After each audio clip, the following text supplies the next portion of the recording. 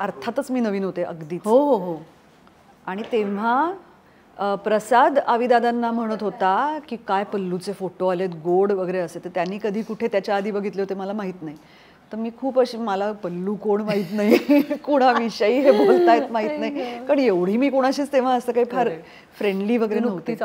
अगदीच. म्हणजे मी माझं मुंबईतलं पहिलं काम राहत ते.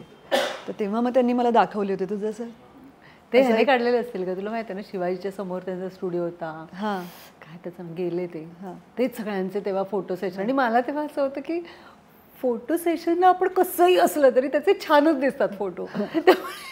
फुल एक तर ते कोणतरी मेकअप करायचे आपला आणि ते भूतच दिसायचं, पण तरी फोटो सेशन ना मग मी छानच दिसते. तर त्याने माझं पहिलं फोटो सेशन केलं होतं. एक ऑडिशन मी दिली होती, विद्या बालन आणि मी, आम्ही दोघी शॉर्टलिस्ट झालो होतो तेव्हा. त्यांनी आमची एअर तिकीट सुद्धा केली होती. आणि मग रात्री असा फोन होतो की नाही तुमचं नाही तिचं सिलेक्शन. हल्ली सोशल मीडियाच्या फॉलोअर्सनुसार कास्टिंग केलं जातं. ते वर्थ नाही आहे. एखादा छान ऍक्टर असेल तर तो सोशल मीडियाला ऍक्टिव्ह असेलच असं नाही आहे. सोशल मीडियाला तुम्ही एवढं असे नाचता बिचता किती पैसे मिळतात तुम्हाला, पण तू जर मला डिवचलंस तर मग मी कोणाला ऐकत नसते. मग मी तुला नाव घेऊन तुझी कमेंट घेऊन तुला टॅग करते, स्टोरीत टाकते. ओके, मग मी त्याच्या फॉलोअर्समध्ये जाते. मग त्याच्यातले 4 लोक आपण टॅग करायचे स्टोरी, की कळलं पाहिजे त्याला की तुझा मित्र काय दिवे लावतो. ज्यांचे फॉलोअर्स जास्त आहेत ते सक्षम ऍक्टर असतीलच असंही नाही म्हणू शकत तुम्ही. काय काहीच नाहीये, काय आपली मराठी संस्कृती, काय ते दंड दाखवायचे. मग सीतेने किंवा यांनी कंचुकी वापरल्याच ना. मग तेव्हा ती फॅशन नव्हती, तेव्हा ती गरज होती की ऍटलिस्ट काहीतरी झाकायला कपडे आहेत. गट्सच नाहीये तुम्हाला भिडण्याचे. त्याने एक जनरल म्हणून तुमच्या नावाने असं लिहिलंय आणि तुम्ही त्याच्यात एक दिवस घालवला तुमच्या आयुष्याचा. आणि मग दिग्दर्शन करावं असं वाटतं तुला? मला छे अजिबात नाही. नमस्कार, आर पार वुमन की बात मध्ये मी मुग्धा गोडबोले पुन्हा एकदा तुम्हा सगळ्यांचं मनपूर्वक स्वागत करते. एक काळ असा होता जेव्हा असं म्हटलं जायचं की मराठी अभिनेत्री या हिंदी भाषेत काम करणाऱ्या इतर अभिनेत्रींच्या मानाने स्वतःकडे लक्ष देत नाहीत किंवा त्या कशाही राहतात, त्या आपण कसे दिसतो ह्याच्याकडे फारसं लक्ष देत नाहीत. पण गेल्या काही काळामध्ये काही अभिनेत्रींनी हे पूर्णपणे खोडून काढायचं ठरवलेलं आहे. मराठीतल्या एव्हरग्रीन अभिनेत्री असं म्हटल्यानंतर जी काही नावं आपल्या डोळ्यासमोर येतात त्याच्यापैकी एक सगळ्यात महत्त्वाचं नाव ते म्हणजे ऐश्वर्या नारकर. आणि आज आपल्याकडे पाहुणी म्हणून आली आहे ऐश्वर्या नारकर. मला तिला पाहुणी वगैरे म्हणायला खूपच खूप फॉर्मल होतं ना. म्हणजे हो, मुळात आपण असं बसलोय ना खूप लांब, तेच मला असं डायजेस्ट नाही होतं. बर्वा स्किन थेरपीकडनं तुझ्यासाठी हे एक गिफ्ट. थँक्यू. आणि खूप सुंदर ऑर्गॅनिक गाईच्या तुपापासून बनवलेली ह्यांची प्रोडक्ट्स असतात. नक्की वापरून बघ. तू तर नक्कीच वापर. लिपस्टिक्स तर त्यांच्या खूप सुंदर असतात. तुझ्या 20 लिपस्टिक्स मध्ये अजून 20 लिपस्टिक्स ऍड होतील. ह्याच्यात किती दिल्यात ते मी नाही सांगत आता. येस, मी नक्की वापरेन. नक्की.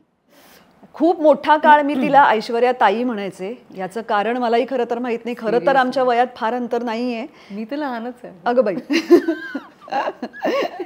हो, नाही मला मान्य आहे. आत्ता तू म्हणशील ते सगळं मला मान्य आहे.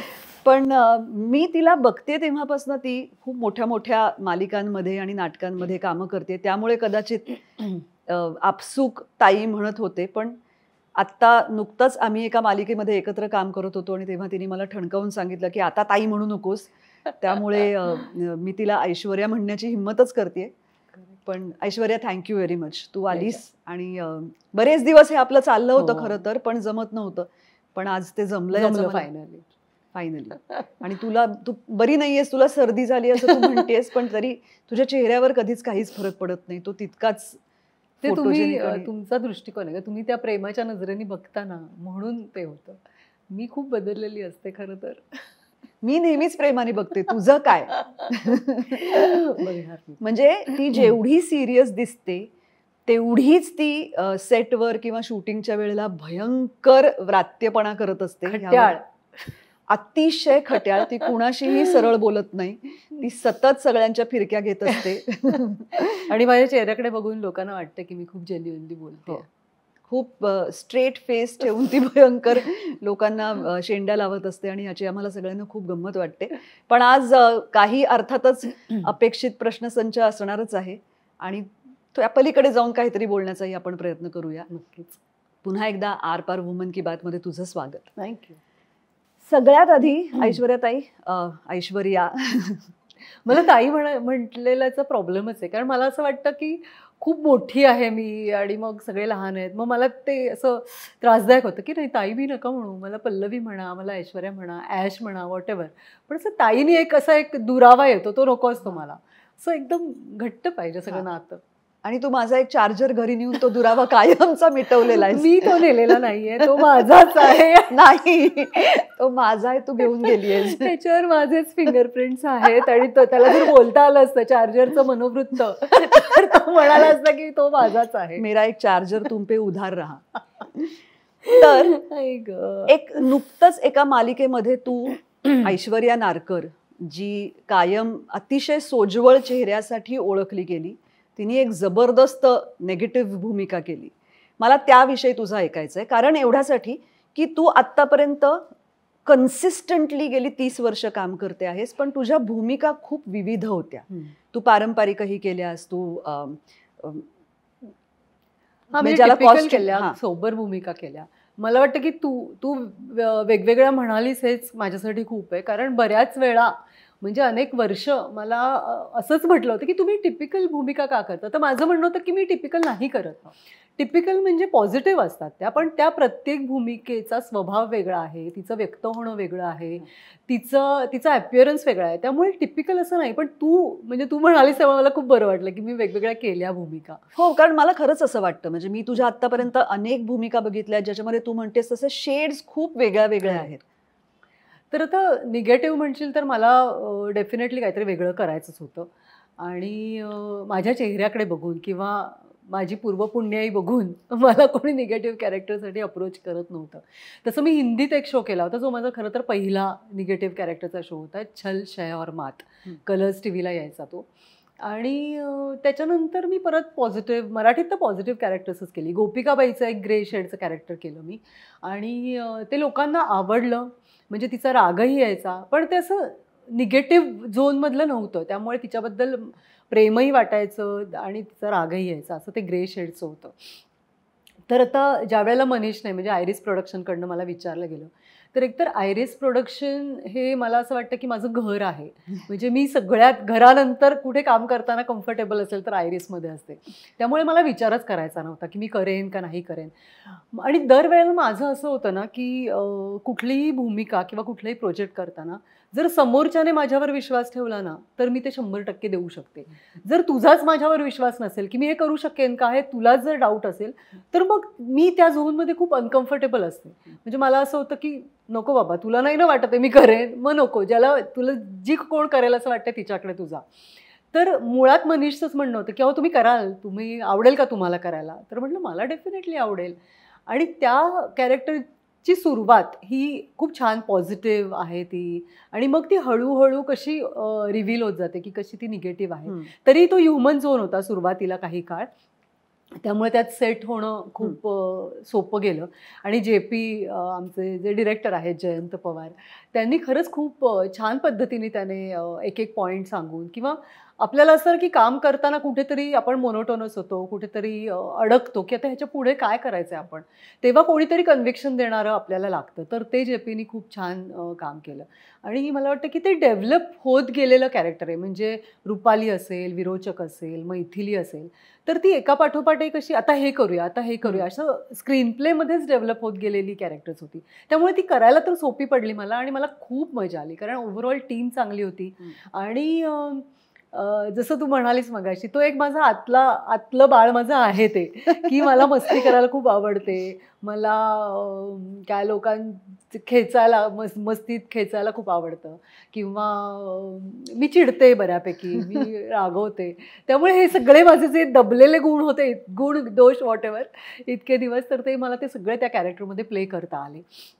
आणि मग मजा येत गेली. बारीक बारीक ॲक्शन रिॲक्शन्स, लुक्समधनं एकमेकांना दटावणं, सांगणं, पोचवणं गोष्टी, ह्याची गंमत मला जास्त वाटली त्या कॅरेक्टरमध्ये. सातव्या मुलीची सातवी मुलगी आणि त्यातली रुपाली ही आयकॉनिक असं म्हणता येईल, कारण गेल्या बऱ्याच काळात टेलिव्हिजनवर अशा प्रकारची व्यक्तिरेखा झाली नव्हती. बरोबर. आणि त्यामुळे म्हणजे ती खूप सटल लेवलला निगेटिव्ह झोन होता तो. म्हणजे जरी आम्ही एकमेकांचे गळे पकडले तरी कुठेही आक्रस्ताळेपणा नव्हता. म्हणजे ते खूप खूप दबलेला राग आणि खूप सटल राहून केलेली ॲक्टिंग होती ती. त्यामुळे मला असं वाटतं की कुठेही ओव्हर ॲक्टिंग झाली नसावी. म्हणजे ती करताना आम्ही तर तेवढं भान ठेवलं होतं. पण मला एक प्रश्न ना नेहमी पडतो तुझ्याकडे बघून किंवा तुझ्या सारख्यांकडे बघून, असं मी म्हणते, ज्या रूढार्थाने टेलिव्हिजनच्या पडद्यासाठी म्हण किंवा मोठ्या पडद्यासाठी म्हण सुंदर चेहरे असलेल्या अभिनेत्री आहेत, असं होतं की बहुतेक वेळा येणारा प्रेक्षक हा पहिल्यांदा तुम्ही किती छान दिसता असं म्हणतात आणि मग तुमच्या अभिनयाबद्दल बोलायला लागतात. आणि आपण जसे दिसतो तसे आपण जन्माला आल्यापासून ते घेऊन आलेलो असतो. ह्यात आपलं कौशल्य काही नसतं, कौशल्य असतं अभिनयात. बरोबर. असं जेव्हा लोक म्हणतात, एकतर असं लोक म्हणतात, तेव्हाची तुझी प्रतिक्रिया काय असते आणि तुला काय वाटतं? मला आवडतं. मला कसं सांगू होतं, छान म्हटलेलं आवडतंच मला डेफिनेटली. आणि मला सतत असं वाटतं की आपण प्रेझेंटेबल असलं पाहिजे. म्हणजे मी कितीही काही असेल तरी असं जाऊ दे कंटाळा चाललाय मग असंच गेले असं माझं नाही होत. म्हणजे मी शूटिंगला जाताना पण मी मॅचिंगच कानातले, भले मला 7 वाजता जायचं असेल पण मला दुपट्टा आवडतो की ते सगळं बघत असते मी, किंवा ते बॅक ऑफ द माइंड कुठेतरी असतं आणि ते घडतं, तसंच मी जाते. मला असं गचाळ राहायला आवडत नाही. असं वाटतं की काही लोक आता ह्या फील्डमध्ये असल्यामुळे काही लोक आपल्याकडे बघून इन्स्पायर होतात, काही लोक आपल्याकडे बघून काही स्वतःची मतं ठरवतात किंवा स्वतः तसं वागण्याचा प्रयत्न करतात. आणि मुळात मलाही आवडतं. त्यामुळे असं प्रेझेंटेबल असायला पाहिजे. म्हणजे घरी असलं तरी सुद्धा आपल्याला छान वाटेल इतकं प्रेझेंटेबल असायला हवं. त्यासाठी मेकअपच करायची गरज असते असं नाही, पण तुम्ही छान नीटनेटकं राहा असं म्हणणं असतं माझं. त्यामुळे मी तशी असते. म्हणजे मला साड्या नेसायला इन जनरल आवडतात, मग त्याच्यावरची ज्वेलरी आवडते आणि नटायला थटायला आवडतं. त्यामुळे मला वाटलं पाहिजे की मी छान दिसतेय असं एक माझं फील आहे मला, की मग मला ती एनर्जी येते काम करण्याची. मग मी कुठल्याही याच्यात कॉन्फिडेंटली वावरू शकते. अदरवाईज आपणच जर खचलेले असू, आपल्याला जर सेल्फ कॉन्फिडन्स नसेल तर मग आपण बाकीच्या सगळ्या परिस्थितीवर मात करून तो कॉन्फिडन्स बिल्ड करायला खूप कष्ट पडतात. कारण काही नवीन ठिकाणी आपण जातो, नवीन प्रोजेक्ट सुरू होतात, तेव्हा सगळं वातावरण वेगळं असतं, नवीन असतं. मग त्याच्यात जर आपल्याला कॉन्फिडन्स असेल ना तर मग तिथे आपण रुळतो. मग हळूहळू आपल्याला सगळे ओळखीचे वाटायला लागतात, मग गिव्ह अँड टेक छान होतं आणि मग रुळतो त्या वातावरणात. त्यामुळे मला असं वाटतं की तुम्ही छान दिसणं, तुमच्यासाठी तुम्ही छान असणं हे खूप गरजेचं आहे. जेव्हा लोक मला सांगतात की तुम्ही छान दिसता हो, पण मग तुम्ही काय करता बारीक होण्यासाठी, हा नेक्स्ट प्रश्न असतो. त्यामुळे मला असं वाटतं की खरं तर छान दिसणं बारीक होणं याचा काही संबंध नाही आहे, पण तुम्ही तुमच्यावर मेहनत घेतली पाहिजे. म्हणजे तुम्ही बारीक व्हा, जाड व्हा, पण तुम्ही हेल्दी असणं खूप गरजेचं आहे. आणि ते जर तुम्ही सुदृढ असाल, तुमची प्रकृती छान असेल तर ते तुमच्या चेहऱ्यावर रिफ्लेक्ट होतं. किंवा फॉर दॅट मॅटर तुम्ही जर समाधानी असाल कामात, घरात, तुमच्या स्वतःच्या बाबतीत, तर तेही समाधान तुमच्या चेहऱ्यावर दिसतं. आणि हा प्रयत्न मला वाटतं सगळ्यांनी केला पाहिजे. त्यामुळे मला जेव्हा सांगतात की तुम्ही छान दिसता ते मला छानच वाटतं. आणि बारीक होण्याचं मग मी त्यांना सांगते की तुम्ही मेहनत घ्या तुमच्यावर, तुमच्यासाठी वेळ काढा, मग व्यायाम करा, जो काही तुम्हाला आवडणार असेल तो व्यायाम करा. पण एक स्वतःबद्दल कॉन्फिडन्स आला ना की मग आपण जगात कोणाच्या बापाला घाबरत नाही. मग आपण ओव्हर कॉन्फिडन्स नाही म्हणत मी, पण तो एक विश्वास आपल्यावर असायला हवा. पण हे डाएट म्हणतेस तू किंवा स्वतःकडे लक्ष देण्याचा हा तुझा स्वभाव सुरुवातीपासून होता? सुरुवातीपासून पेक्षा अमेयच्या वेळेला मी खूप जाड झाले होते. म्हणजे ते मला वाटते, कारण मी एकतर मुळात अशी बारीक किंवा झिरो फिगर अशी कधीच नव्हते. मी अशी खूप भरलेली, म्हणजे गोबरे गाल आणि मला तू तशीच आठवते. हां, आणि असे इंडियन फिगर, कम्प्लीट दंडविंड असे दंडाधिकारी म्हणायचे मी मला. तर तशीच होते मी. पण प्रेग्नन्सी डिलिव्हरी नंतर, अमेयच्या नंतर मी खूपच, म्हणजे अर्धी वाटी वरण, अर्धी वाटी तूप, भातात तूप आणि चीज खा, हे खा, असं सगळं आईकडचं खाल्ल्यामुळे ती खूप अंगी लागलं होतं. आणि मला तर म्हणजे छान हवा असेल आणि छान वातावरण आनंदी असेल तर मला तेही अंगी लागतं, एवढी लगेच जाड होते. तर त्या काळात मी खूप जाड झाले होते. आणि मग ऑनस्क्रीन आपण खूप डबल दिसतो. म्हणजे मला आठवतं की घे भरारी नावाचा माझा चित्रपट होता, म्हणजे अमेयनंतरची पहिली फिल्म माझी. तर घे भरारीला मी खूप जाड होते आणि मग यशवंत भालकरांनी तो डिरेक्ट केला होता. आणि त्याच्यात एक सिक्वेन्स होता की मी माझ्या धीराचा खून करते, त्याची माझ्यावर वाईट नजर असते आणि काही इन्सिडेंट्स घडतात, मी त्याचा खून करते. कुलदीप पवार होते ते, आणि मी जेलमध्ये जाते. बरं, जेलमध्ये गेल्यावर मीच अशी म्हणजे असं व्हायचं की बरं, मला भालकर काकांनी सांगितलं होतं की जरा बघ बारीक, कसं बारीक होणार, तेव्हा काही जिम बिम जातच नव्हते, मी काहीच करत नव्हते. तर म्हटलं अहो का आता, म्हणजे मग त्यांनी तशा बायका माझ्या आजूबाजूला कास्ट केल्या जेलमधल्या की ज्या माझ्यापासून जाड असतील, सुदृढ. सुदृढ. म्हणजे तू बघशील पिक्चर, तुला कळेल की सगळ्या जेलमधल्या बायका अशा जाड जूड आहेत की त्यांच्यामुळे मी निदान ही मुलगी असू शकते, हा एक झोन येऊ शकतो. तर त्या सगळ्या प्रोसेस नंतर, त्या फिल्म नंतर मग हळूहळू मला जाणवायला लागलं की नाही, कुठेतरी आता आपण छान जिम व्यायाम केला पाहिजे. आणि मग तेव्हापासून मी सुरू केलं. पण साधारणतः मला असं वाटतं, म्हणजे हे किती वर्षांपूर्वी? 2010-9-10च्या दरम्यान वगैरे मी प्रॉपर जिममध्ये जाऊन ट्रेनर लावून, असंही नाही की स्वतःच्या डोक्याने काही केलंय, असं छान, म्हणजे खूपही नसेल, एक्सेसिव्ह नसेल, पण तो मला सांगायचा तेवढं मी खूप छान मनापासून करायचे. आणि मग मी हळूहळू झाले नॉर्मल. आणि मग मला वाटलं की नाही, आता ह्याच्यात छान वाटतंय ना आपल्याला, मग हे आपण मेंटेन केलं पाहिजे. मग मी तेव्हापासून करतेच आहे. मग कधी योगा असेल, जिम एक्सरसाइज असेल. आता लॉकडाऊन नंतर मी तर घरातच करते ऑनलाईन, पण ते करते मी. पण ह्याची सुरुवात जेव्हा तू केलीस तेव्हा नेहमीच ह्या बाबतीतली सुरुवात कठीण असते. बरोबर. आणि नाही, पण तेव्हा कसं झालं, तेव्हा मी म्हटलं तसं की मला मनातूनच झालं होतं ना की नाही, मी घाण दिसते खूप, मी खूप जाड दिसते. आणि टीव्हीवर किंवा स्क्रीनवर आपण दीडपट दिसतो, म्हणजे मी केवढी दिसत असेल. ते काहीतरी 2 डिमेन्शनल 3 डिमेन्शनल सायन्स असतं ते. आणि त्याच्यात माझी हाईट 5.5 म्हणजे 5'2" नाहीये. त्यामुळे म्हणून आपल्याला असं बसवलंय, आपण शेजारी बसलो असतो, मी उशी घेतली असती बसायला. तर त्याच्यामुळे मी खूपच दिसायचे ग. आणि मला ते असं वाटतं की छान नाही दिसत आहे यार, मी खूप जाड दिसते. ते माझ्या मनातच होतं, त्यामुळे मी केलं ते कन्सिस्टंटली. आणि पुढे जसं म्हटलं की आता मला छान वाटतंय, मला लोक सांगतात की तुम्ही छान दिसताय, मग आता हे आपल्याला मेंटेन करायला पाहिजे. मग ते मेंटेन करण्याची एक फेज गेली ना की मग तुम्हाला जाणवतं की त्याचे फायदे काय आहेत. म्हणजे तुमच्या एज ग्रुपमधली लोक खालून उठून बसताना काकू करत असतील, पण तुम्हाला नाही वाटत आहे, सीन्समध्ये तुम्ही सतत उठून बसू शकता, तुमची फ्लेक्झिबिलिटी वाढते. मग हे सगळं जाणवलं की आपल्याला वाटतं की नाही, आता आपल्याला कंटिन्यू करायला पाहिजे, मजा येते त्याच्यात असं. पण हे सगळं करताना आपल्या पर्टिक्युलरली क्षेत्रामध्ये रोजचा दिवस नवीन असतो, रोजचा दिवस वेगळा असतो. आज आपलं शूटिंग 7 वाजता असतं, उद्या 9 वाजता असतं, परवा रात्री 2 वाजेपर्यंत चालू असतं. ह्या आपल्या क्षेत्राबद्दलचं झालं. इतरही अनेक क्षेत्रामध्ये काम करणाऱ्या बायका पर्टिक्युलरली अशा असतात की त्यांना घरातलं सगळं बघून करायला, बाहेरचं सगळं करून, नोकरी व्यवसाय करून परत हे सगळं करायला जमत नाही. बरोबर. मग त्यांनी काय करावं असं तुला वाटतं? मला असं वाटतं की एकतर आपलं म्हणजे जे ऑफिसला जातात त्यांना आपल्यासारखं रात्री 10 पर्यंत नाही, म्हणजे काही आता त्याच्यात अपवाद आहेत की जे खूपच काम करतात, ज्यांना डे नाईट काम असतं, पण 80% आपण म्हणू की ते 6 वाजता सुटतात, 7 वाजता घरी येतात.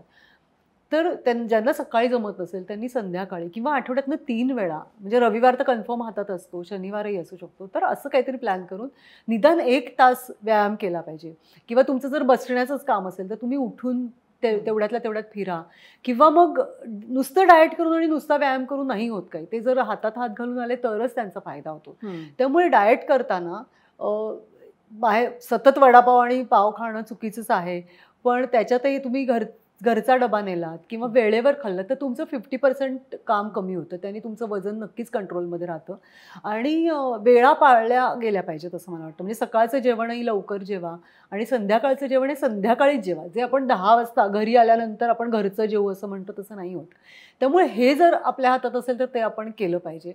आणि म्हणजे हेच ऑप्शन्स आहेत आपल्यासाठी, 1 तासभर लवकर उठून किंवा मग दिवस संपायच्या आधी 1 तास आपल्याला देऊन असंच काहीतरी करायला पाहिजे. पण एकदा तुम्ही ते ठरवलं की ते थोडं रेटायला लागतं 1-1.5 महिना, मग आपण ते कन्सिस्टंटली करू शकतो. पण ती कन्सिस्टन्सी खूप महत्त्वाची आहे सगळ्याच बाबतीत.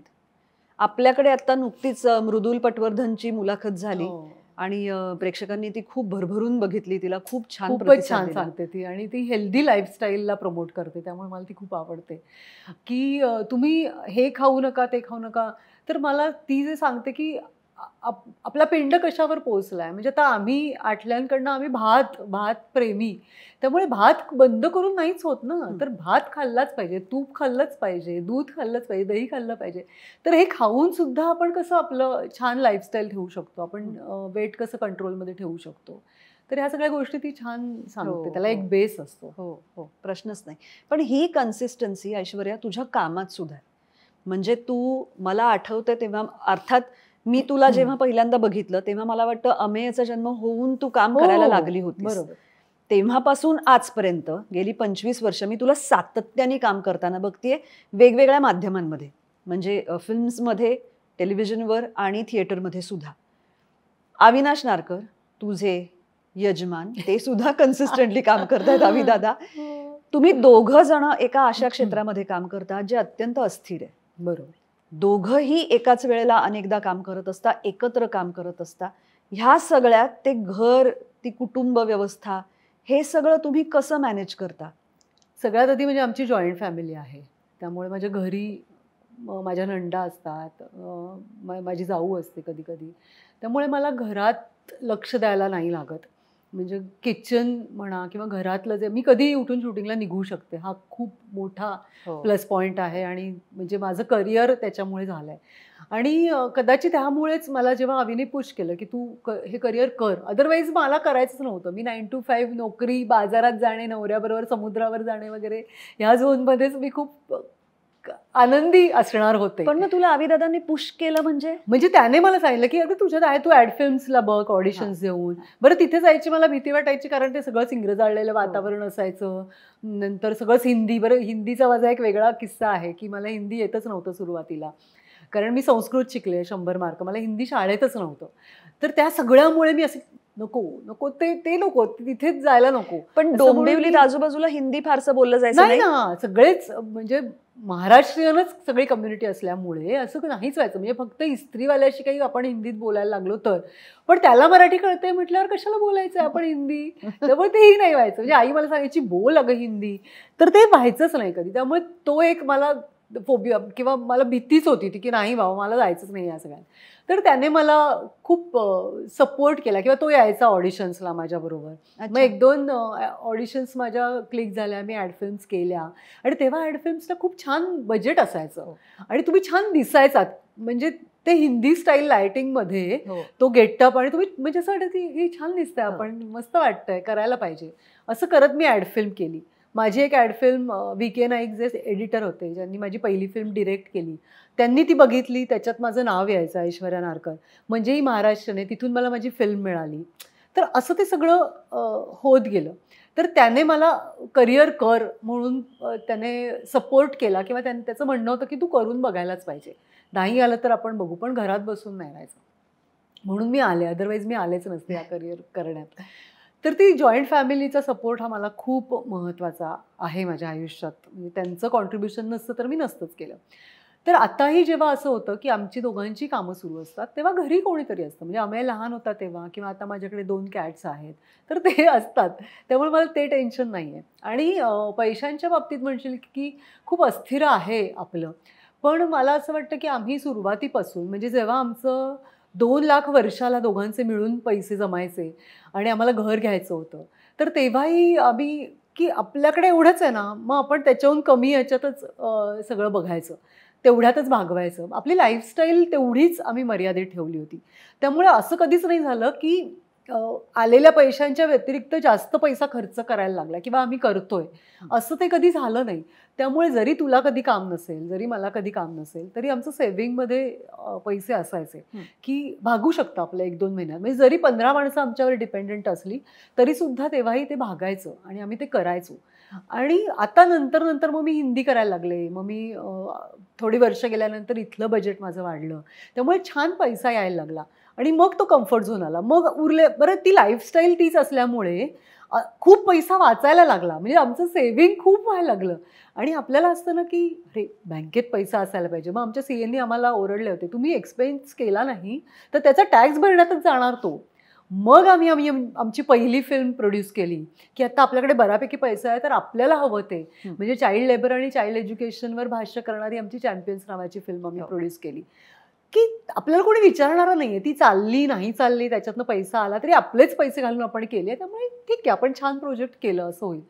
तर असं मग ते पुढे पुढे डेव्हलप होत गेलं. त्यामुळे अंथरूण पाहून पाय पसरावे ते जे आपल्याला शिकवलं जातं मध्यमवर्गीय घरात सगळीकडे, तर ते कुठेतरी आत भिनलंच होतं. आणि मला वाटतं की तोच सेफ असा प्लॅन असू शकतो आपला, की जेवढं आहे त्याच्याहून थोडंसं कमी खर्च करू आणि छान राहू, असं टेन्शन नको कसलं.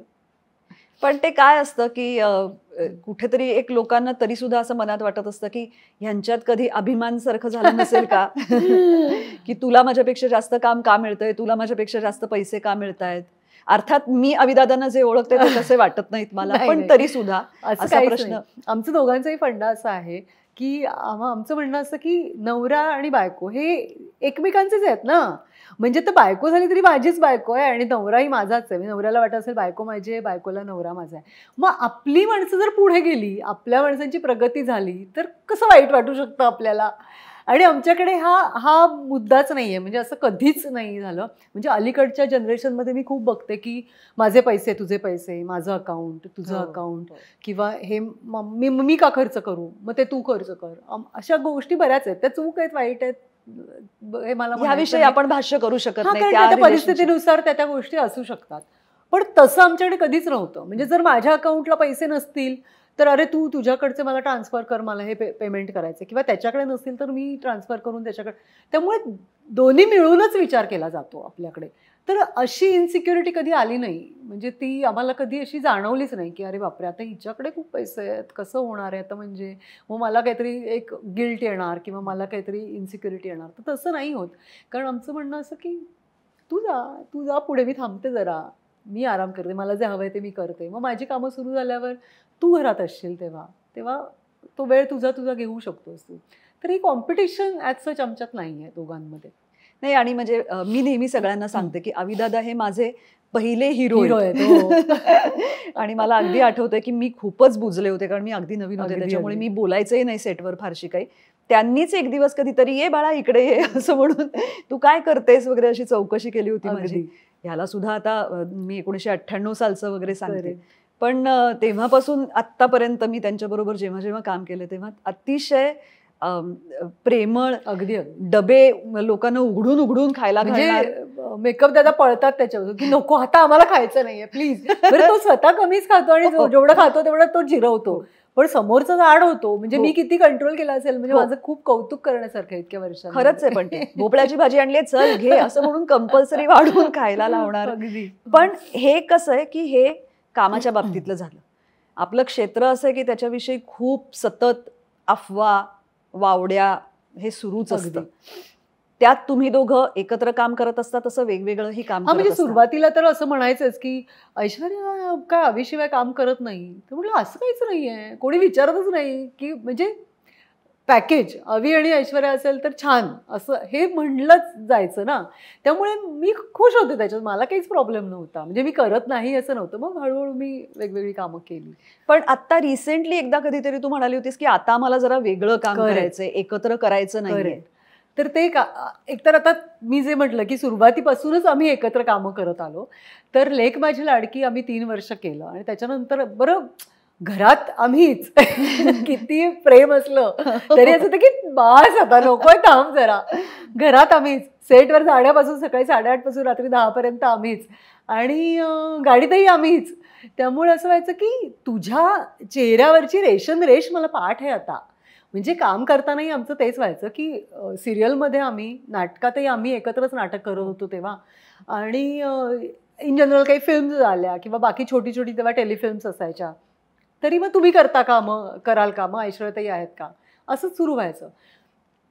तर या सगळ्यात प्रॉब्लेम असा झाला होता की तू असं केलंस तरी मला कळायचं की मी काहीच चुकीचं बोलले नाही. पण मी कुठे म्हटलंय तू चुकीचं बोलली आहेस. तर मग तू कसा ऍक्ट होणार आहेस, तू काय करणार आहेस, किंवा ह्या वाक्याला, ह्या सिच्युएशनला तू ऑनस्क्रीन कसा रिॲक्ट होणार आहेस, आणि त्या वाक्याला, त्या सिच्युएशनला किंवा एखाद्या पर्टिक्युलर सिच्युएशनला तू ऑफस्क्रीन कसा रिॲक्ट होणार आहेस, हे मला पाठ झालंय, सेम एज त्यालाही पाठ झालंय. त्यामुळे ती स्पॉन्टिनिटी जी होती, किंवा ते असं ना की आत्ता मला सुचलं आणि आत्ता आम्ही हा सीन केला, तर ते थोडंसं मिस होत होतं. आणि अँटिसिपेटेड आणि खूप मेकॅनिकल व्हायला लागलं होतं. तर मग मी म्हटलं की थांब आता ना, आपण जरा वेगवेगळी प्रोजेक्ट्स करू, फ्रेश होऊ जरा. तू पण वेगळ्या लोकांबरोबर काम कर, मी वेगळ्या लोकांबरोबर काम करते. तर म्हणजे नको करूया आता काही दिवस एकत्र. पण हे ठरवल्यावरच आम्ही सोयरे सकळ नाटक केलं आणि तेव्हा आवीला विचारलंच नव्हतं. आधी माझ्याकडे स्क्रिप्ट आली होती आणि मग प्रसाद म्हणाला की अरे आवी दादा तुम्ही कराल का. बाय द टाइम मी त्याला स्क्रिप्ट ऐकवली होती आणि त्याचा रोल अगदी कडकच होता. म्हणजे त्यातली कॅरेक्टर्स फार सुंदर होती. त्यामुळे माझंही असं आलं की तर हेच कॅरेक्टर आहे तर तू कर, म्हणजे ते दुसऱ्या कोणी करावं असंही मला वाटत नाहीये. तर हे कारण बेसिकली होतं त्याच्या मागे की तुमच्यातला एक फ्रेशनेस, तुमच्यातली ती स्पॉन्टिनिटी रिॲक्ट होण्यातली, समोरचा काय करणार आहे आणि त्याने केल्यानंतर त्याच्यावरची आपली रिॲक्शन देण्याची जी गंमत असते ती कुठेतरी मिस होत होती. त्यामुळे आमचं झालं की थांबूया, आपण थोड्या दिवसांनी भेटू परत ऑन स्क्रीन. नाही, आणि हा प्रॉब्लेम प्रेक्षकांना कळत नाही. करेक्ट. ह्या दोन माणसांमधली हे अँटिसिपेटेड रिॲक्शन्स हा प्रॉब्लेम कळू शकत नाही. पण तुमची कधी सेटवरच्या गोष्टींवरची, म्हणजे थोडक्यात जसं ऑफिसचं काम घरी नेऊ नये असं म्हणतात, तसं व्हायचं का की तेच तिथून पुढे घरी चर्चा झाल्या, त्यावरनं भांडणं झाली, आज तू असं का म्हणालास, तू अशी का वागलीस? आमची सेटवरच भांडणं व्हायची. म्हणजे कदाचित घरातल्या गोष्टीत सेटवर यायच्या. पण आम्ही इन जनरल सुद्धा शूटिंगच्या कधीच घरात गप्पा मारत नाही. म्हणजे कधी नसतंच ते. घरात गेल्यावर घरातलेच एवढे विषय असतात की त्याच्यात ते शूटिंगचे येतच नाही. त्यामुळे आम्ही घरातल्याच विषयांवर, मी मगाशी म्हटलं जर काही झालंच असेल, पापड मोडलाच असेल आमचा घरात, आणि मी खूप अशी हे आहे की मला एकदम सरेंडर नाही करता येत. म्हणजे जर झाली अशी चाकचूक झाली बेसिक कारणावरनं असेल तर ती माझ्या डोक्यात राहते. 2 महिने पण राहू शकते आणि ती 2 दिवस तर मी किती ठरवलं तरी मी नाही बोलू शकत तुझ्याशी. म्हणजे मला वाटतं की नाही बोलायचंय मला, पण मला बोलायला हवंय तरी नाही. तर तो तसा नाहीये. तो झालं ना की तो लगेच अगं पल्लू चल, तो म्हटलं तुझी चूक आहे म्हणून तू बोललास. म्हणजे ते असतंच माझ्या डोक्यात की तुझी चूक आहे म्हणून तू सरेंडर होतोयस, भले त्याची नसेल पण तेच डोक्यात असतं ना. त्यामुळे घरातली भांडणं सेटवर असं बऱ्याच वेळा होऊ शकतं, पण सेटचं नाही, घरात कधीच नाही, काही बडबडच नाही. पण मग मला सांग की जसं आवीदादांनी तुला प्रोत्साहन दिलं काम करायला, तसं एकत्र काम करताना म्हण किंवा अदरवाईजही कधी अशी कधीच अपेक्षा झाली नाही की जे घरात तुला फार काही बघावं लागत नाही सुदैवानी, ते जरा थोडंसं बघ? नाही, असं कधीच नाही झालं. कारण म्हणजे आणि दुसरी गोष्ट अशी आहे की एकतर मी घरात लहान आहे सगळ्यात, त्यामुळे मला असं होतं की ज्या वेळेला आपण घरी असतो तेव्हा तुम्ही, आता मी पुस्तकच वाचणार आहे आणि आता मी झोपणारच आहे, माझा आरामच, माझं असं कधी नसतंच. त्यामुळे घरात असताना मला घर छान ठेवण्यासाठी किंवा घरात म्हणून मला जी कामं करायची आहेत ती मी करतच असते. म्हणजे पंखे पुसण्यापासून बाथरूम धुण्यापर्यंत ते मी आवडीने करत असते. आणि किचनमध्ये म्हणशील तर जेव्हा गरज असते की आता त्या नाहीच आहेत, माझी नणंद नाहीच आहे किचनमध्ये, तेव्हा मला 50-50 पोळ्या करायलाही काही प्रॉब्लेम नसतो. त्यामुळे मला असं वाटतं की तुम्ही ते म्युच्युअली ठरवलं नाही, पण ते आपसूक म्युच्युअली आलं पाहिजे की आता त्या करतायत ना मी नसताना, मग मी असताना मी काही गोष्टी माझ्या करेन. मग तेव्हा तुम्ही जर तो स्टँड घेतलात की अरे मी काम करते ना, मी पण दमते ना, तर असं नसतं. मग थोडं तुम्ही घरासाठीही केलं पाहिजे, घरातल्या माणसांसाठीही केलं पाहिजे. जसं पूर्ण वेळ त्या तुमच्यासाठी करत असतात, माझा डबा त्या देतात, म्हणजे मी दिवसभराचे 2 डबे नेते, मधल्या वेळेचं खाणं नेते, ते सगळंच त्या देतात मला आणि त्याच्यात कधीच खंड पडला नाही आहे आत्तापर्यंत. तर मग घरात असताना ती तुमची जबाबदारी आहे असं मला वाटतं की तुम्ही त्यांच्या जबाबदाऱ्या थोड्या हलक्या केल्या पाहिजेत किंवा ते एकमेकांना बरोबर घेऊनच तसा संसार होतो असं मला वाटतं. त्यामुळे अशी कधी वेळ नाही आली की आता तू घरात बघच. ती मी बघतेच, म्हणजे मला जेव्हा असेल मी तेव्हा मी ते बघतेच आणि मला ते आवडतं. म्हणजे मी जबरदस्तीने असं नाही, पण ते आवडतं मला सगळं करायला. माझं घर छान दिसलं पाहिजे, माझं घर व्यवस्थित राहिलं पाहिजे, माझ्या घरात ह्या गोष्टी असल्या पाहिजेत. तर हे सगळं मला मनापासून वाटतं. त्यामुळे घरात असताना मी घरातलीच असते. तर कदाचित त्यामुळे ते तेवढं कधी रिफ्लेक्ट झालं नाही. आत्ता तुम्ही रिसेंटली एक घर घेतलं ज्याच्याबद्दल तू कधीतरी असं कुठेतरी लिहिलं होतंस की हे आवीचं पहिलं घर. हां, पुण्यात घेतला आम्ही फ्लॅट, बरोबर. तर हे पहिलं म्हणजे आवीचं असं असतं आत्तापर्यंत की सगळं माझ्यासाठी. म्हणजे घर घेतलं तर माझ्या नावावर, आमचं प्रोडक्शन हाऊस सुरू झालं माझ्या नावावर, कधी छान ऑकेजनला काही घ्यायचं आहे, खरेदी करायची तर ती माझ्यासाठी असते. साड्या तर तो आणतोच, त्याचा चॉईस चांगला आहे. दागिने म्हणजे तो स्वतःसाठी काही मला कशाला हवं आहे, मला काही नको, अशा झोनमध्येच असतो तो. स्वतःसाठी कधीच काही घेत नाही. म्हणजे मला आठवतं की सुरुवातीला मी त्याच्या बर्थडेला परफ्यूम द्यायचे, किंवा मी एकदा आठवतं की बेटिया सुरू झाल्यावर माझ्याकडे बऱ्यापैकी पैसे होते आणि मी म्हटलं की ह्याला काहीतरी आता सोन्याची चेन नाही आहे त्याच्या गळ्यात, तर मी सोन्याची चेन करते आणि ती केली. मला नको आहे, मला नको आहे असं करून ती परत करून त्याने मला काहीतरी त्याच्या बदल्यात कानातले घेऊन आला. मग माझं चिडचिड झाली की आता ह्याच्या पुढे मी करणारच नाही तुला. सो त्याचा नेहमीच असा दृष्टिकोन असतो की सगळं तुझ्यासाठी. त्यामुळे त्याच्या नावावर घर हे नव्हतंच कधी. आणि मग आत्ता जो आम्ही फ्लॅट घेतला तो त्याने तिकडे गेला होता आणि मग ओल्ड एज होमसारखी ती कॉन्सेप्ट आहे आणि मग त्याचं असं झालं की घरात आता जॉईंट फॅमिली आहे, मग त्यांच्यासाठी होईल वगैरे. तर मग ते करताना तेव्हा मी नव्हते, त्यामुळे त्याने ते त्याच्या नावावर केलं आणि मला त्याचं खूप छान वाटलं की ॲटलिस्ट एक घर तुझ्या नावावर आहे की ज्याच्यावर अविनाश नारकर असं नाव आहे, कागदावर त्याचं नाव आहे.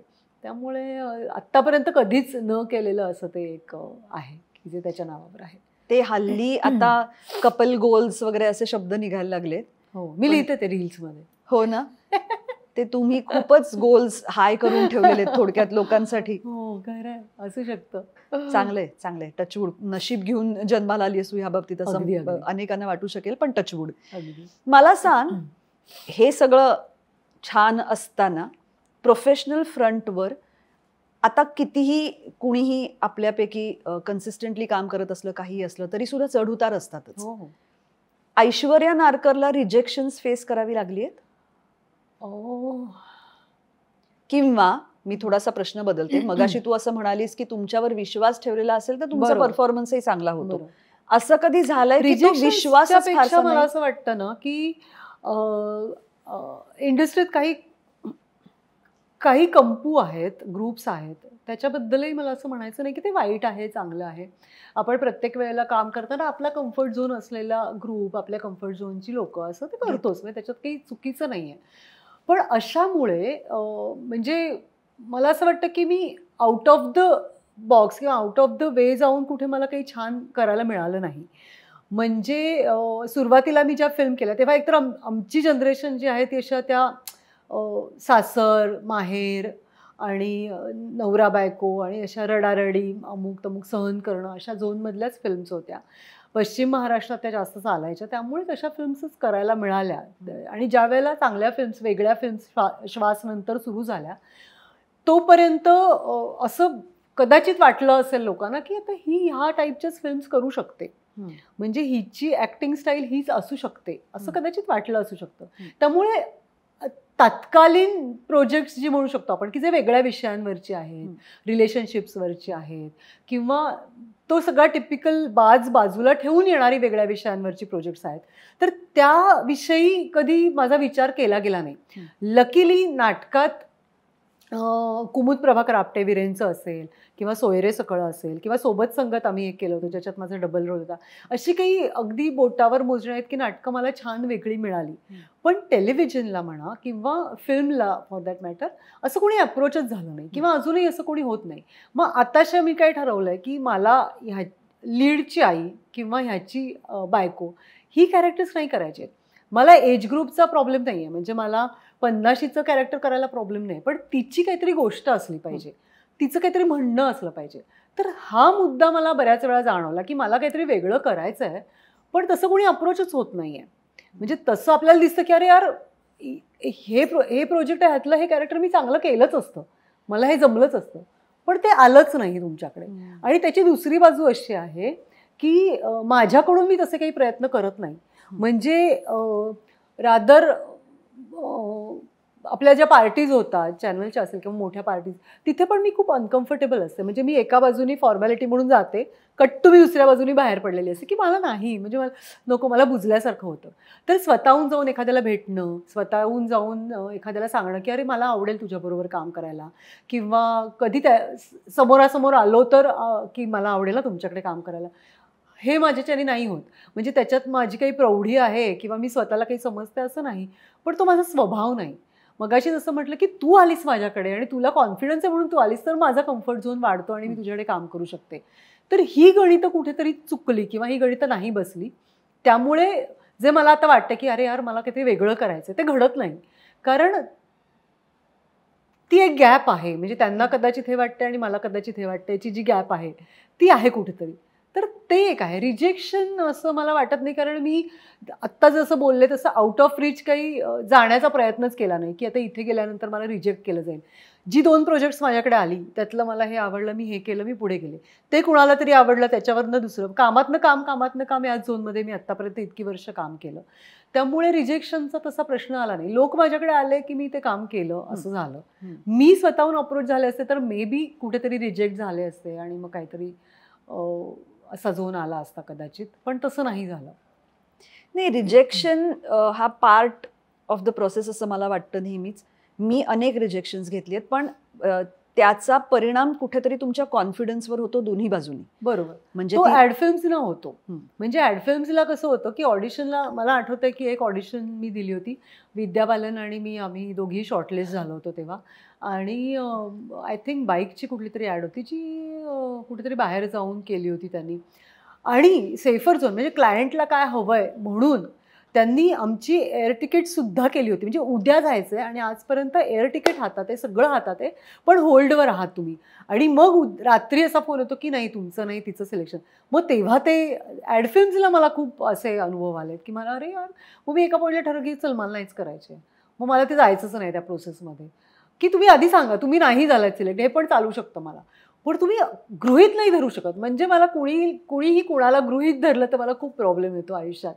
तुम्हाला आहे ना की माझं तुझ्याशी पटत नाही आहे, मला ॲक्सेप्टेड आहे, मला चालेल, पण तू गृहीत धरलंस मला की ही असं करूच शकेल, ही माझ्या पद्धतीने वागूच शकेल, तर तसं नाही आहे. ते क्लिअर व्हायला पाहिजे. त्यामुळे ही जी प्रोसेस आहे रिजेक्शनची ती मला कुठेतरी वाटते की ती कुठेतरी गृहीत धरून होते, तर तसा त्रास होतो. पण ते ॲड फिल्म्सच्या बाबतीत झालं माझं बऱ्यापैकी. नाही, आणि थोडा काय होतो ॲक्टर्सना हा प्रॉब्लेम बरेचदा फेस करावा लागतो असं मला वाटतं की आपल्याकडे एखादी व्यक्ती जशी दिसते, तिने आतापर्यंत केलेली जशी कामं आहेत त्यावरच त्याचं पुढचं टाईपकास्ट केलं जातं. कारण 100% न्यूट्रल पर्सनॅलिटीज अशा कमीच असतात तसं बघायला गेलं तर. पण म्हणजे आता मी तेच म्हणते ना की आत्ता अलीकडे काही वर्षांपूर्वीपासून मी सोशल मीडियाला ॲक्टिव्ह आहे, पण तोपर्यंत माझी इमेज ही घरची आदर्श वहिनी म्हणजे आता मी काही वाटेल तसे चौचालगिरी करते असं नाही म्हणायचं मला, पण आदर्श वहिनी त्या एका फ्रेममध्येच मी होते. त्यामुळे मी तसंच वागलं पाहिजे अशा लोकांच्या अपेक्षा होत्या. दॅट्स ओके, कारण प्रोजेक्टमध्येच बघत होते लोक मला. पण ऑफस्क्रीन मी काय आहे ही मी तुझ्याबरोबर काम करताना माझ्या घरात माझ्या फ्रेंड्समध्ये हे माहिती होतं त्यांना की मी अशी नाही आहे. म्हणजे मी एका पॉईंटपर्यंत सहन करेन, पण अदरवाईज मी जशी प्रोजेक्टमध्ये सहन करते तसं मी नाही करणार, मी बोलणार. तर ते सगळं त्यांना माहीत होतं. पण ते कुठेतरी आता सोशल मीडियाला यायला लागल्यानंतर लोकांचं असं होतं की ह्यांना काय शोभतं का हे अमुक आहे. तर ती इमेज ब्रेक तशी माझी झाली आता असं म्हणते मी, की मधले काही वर्ष खूप बोलले लोक, पण आता म्हणजे त्यांनाही कळलं की नाही ओके, म्हणजे सरावलेत सगळेच एकमेकांना, तर ती इमेज आता ब्रेक झाली असं वाटतं मला मध्ये. सोशल मीडिया हे आता आपल्या सगळ्यांच्या आयुष्यात एक महत्त्वाचं स्थान त्याचं झालेलंच आहे. मी नेहमी असा विचार करते की आपण काळाच्या अशा एका तुकड्यामध्ये आत्ता आहोत ज्याच्यामध्ये सोशल मीडिया आहे. या 60-70 वर्षांमध्ये ह्याच्या आधी नसेल, ह्याच्या नंतर काहीतरी वेगळं असेल. आत्ता आपण जिथे आहोत त्या काळाची ही गरज आहे. करेक्ट. पण ॲक्टर्ससाठी आता त्यांच्या कामाच्या पलीकडे सोशल मीडिया प्रेझेन्स असणं हे महत्त्वाचं किंवा गरजेचं झालंय असं तुला वाटतं? म्हणजे मी तसा एक्सपिरियन्स केला नाहीये, पण मी असं ऐकलंय की हल्ली सोशल मीडियाच्या फॉलोअर्सनुसार कास्टिंग केलं जातं. तर मला असं वाटतं की ते वर्थ नाही आहे. म्हणजे कारण एखादा छान ॲक्टर असेल तर तो सोशल मीडियाला ॲक्टिव्ह असेलच असं नाही आहे. म्हणजे त्याचे फॉलोअर्स एवढे असतील. फॉलोअर्स तुमचे कधी वाढतात की जेव्हा तुम्ही सतत त्याच्यावर काही ना काहीतरी एंटरटेनिंग करत असता किंवा काहीतरी ॲक्टिव्ह करत असता किंवा तुमचं कनेक्ट असतो ऑडियन्सबरोबर, तेव्हा त्याचे फॉलोअर्स वाढतात. तर त्याचं तुमच्या टॅलेंटशी काहीच घेणं देणं नाही आहे. आणि ज्यांचे फॉलोअर्स जास्त आहेत ते सक्षम ॲक्टर असतीलच असंही नाही म्हणू शकत तुम्ही, अजिबात नाही. त्यामुळे हा मुद्दा मला तरी पटत नाही की सोशल मीडियाचा सगळा इन्फ्लुएन्स बघून तुम्ही अप्रोच होणं. सेकंडली मला असं वाटतं की नाटकाच्या बाबतीत सोशल मीडियाला किती लाईक्स आले म्हणजे नाटकाच्या पोस्टवर, तरी तो ऑडियन्स प्रेक्षकांमध्ये इकडे कन्वर्ट नाही होत. म्हणजे सोशल मीडियाचा ऑडियन्स आहे तो. त्यामुळे आपले जे आधीचे ठोकताळे आहेत, पेपरमधनं जाहिरात, आपला एज ग्रुपच वेगळा आहे नाटकांचा, की जो अबव्ह 50च्या एज ग्रुपचा आहे, की जो ॲक्टिव्ह नाही आहे तसा सोशल मीडियाला. तर म्हणजे तसं कॉन्ट्रीब्युशन नाही आहे असं मला वाटतं सोशल मीडियाचं. मग कुठे होऊ शकतं की जिथे छोटे छोटे ब्रँड्स आत्ता येत आहेत की ज्यांना काहीतरी करायचं आहे. म्हणजे मी माझ्या पेजवरनं बऱ्याच असे कोलॅब्स करते की जिथे मी सांगितलेलं आहे की मी करेन कोलॅब्स. म्हणजे ज्यांचे 10 फॉलोअर्स आहेत, ज्यांचे 20 फॉलोअर्स आहेत, ज्या ब्रँडचे ज्यांना गरज आहे खरंच शाउटआउटची, तर त्यांची प्रोडक्ट्स ॲक्सेप्ट करून मी त्याची रील्स करते, मी त्याचे फोटो काढते. मला आवडतं ते करायला, कारण त्यांना ह्या ना त्या माध्यमातून मला काहीतरी सपोर्ट देता येतो. तर अशा गोष्टींसाठी सोशल मीडिया खूपच उपयोगी आहे असं मला वाटतं. पण ॲक्च्युअल तू म्हणशील की आता इन्स्टावरच्या फॉलोअर्समुळे हे नाटक हिट जाईल, तर ते फार रेअर इन्सिडेन्सेस असू शकतात. तसे हे तू फार महत्त्वाचं बोलतेस, कारण ह्याबद्दल भयंकर गैरसमज हल्ली नाही. आणि सॉरी तुला डिस्टर्ब करते मी, पण गैरसमज आणखीन असे आहेत की सोशल मीडियाला तुम्ही एवढं असे नाचता बिचता किती पैसे मिळतात तुम्हाला, तर असा मुद्दा नाही आहे तो. म्हणजे रील्स केल्यानंतर पैसे मिळतात किंवा पैसे मिळण्यासाठी आपण रील्स करतो असा मुद्दाच नाही आहे. आपल्याला छान वाटतं आणि आपण त्या 15 सेकंदामध्ये, त्या 30 सेकंदामध्ये काहीतरी वेगळं शिकतो. मग ती ॲक्शन जरी असेल, त्या 4 ॲक्शन्स सिंकमध्ये करायच्या असतील तरी त्या मी शिकले, मला आल्या. हा जो आनंद आहे ना, तो आमच्यासाठी जास्त महत्त्वाचा आहे. आणि ते बघून तुम्हालाही छान वाटतं. म्हणजे काही त्याच्यात नाक मुरडणारे असतात ते सोडले तर 90% लोकांना छान वाटतं. हेच गिव्ह अँड टेक आहे. त्याचे पैसे म्हणजे सगळ्या गोष्टी कुठून तरी येऊन पैशाशीच निगडीत आहेत असं नाही वाटत मला. म्हणजे तुम्ही कोलॅब करता ते, पण तुम्हाला काही पैसे मिळतात म्हणूनच करता असं नाही. बार्टर सिस्टम असते. तुम्ही मला कानातलं द्या, ते मी घालून तुमची ॲड करेन. तर हा झोन कुठेतरी म्युच्युअल अंडरस्टँडिंगचा असला पाहिजे. म्हणजे सतत उचलली जीभ लावली टाळ्याला असं म्हणून काय वेडंवाकडं करतायत, काय पैसे मिळवण्याचे, काय वेळ आली भिकेला लागलायत का वगैरे. तर हे त्याच्याने तुम्ही किती करप्ट माइंडेड आहात हेच सिद्ध होतं. त्याच्याने तुमचं अज्ञान किती आहे हेच सिद्ध होतं. समोरचा त्याच्याहून काय किती रसातळाला गेला हे नाही सिद्ध होत. त्यामुळे ही कुठेतरी क्लॅरिटी तुम्ही तुमच्यात आणली पाहिजे की असं काही नसतं की पैशासाठी हे करायचंय. हां, तू काहीतरी विचारत होतीस. तुला काय वाटतं, का अशा पद्धतीने ट्रोलिंग करत असतील? एकतर ती विकृती कुठेही म्हटलं तरी आहेच. आणि तुम्ही फेस टू फेस येत नाही ना त्याच्यात. फेसलेस मॉन्स्टर्स ज्याला म्हटलं जातं, त्याच्यात तुम्ही काहीही बोलू शकता, समोरच्याचा किती अपमान करू शकता आणि त्याच्यात त्यांना ती विकृतीच आहे. म्हणजे त्यांना तुम्हाला आनंद मिळतो. आणि मला असं वाटतं की तरी माझ्या लेवलला खूप वाईट असल्या तरी सेन्सिबल आहेत. पण काही आता जे गे कम्युनिटी आहे किंवा अशा झोनमधले जे काही लोक आहेत त्यांना तर म्हणजे आपण बघितलेत की जीव देण्यापर्यंत त्यांचं ट्रोलिंग होतं. तर हे व्यक्ती स्वातंत्र्य आहे आणि तुम्ही एखादी गोष्ट आवडली नाही तर तुम्ही ती आवडली नाही म्हणून सांगू शकता. पण त्याच्यावर तुमचा अधिकार नाही आहे. त्याचं आयुष्य आहे. त्याच्या पेजवरनं किंवा तिच्या पेजवरनं तिने काय दाखवायचं, काय करायचं हे तिचं ती ठरवणार आहे.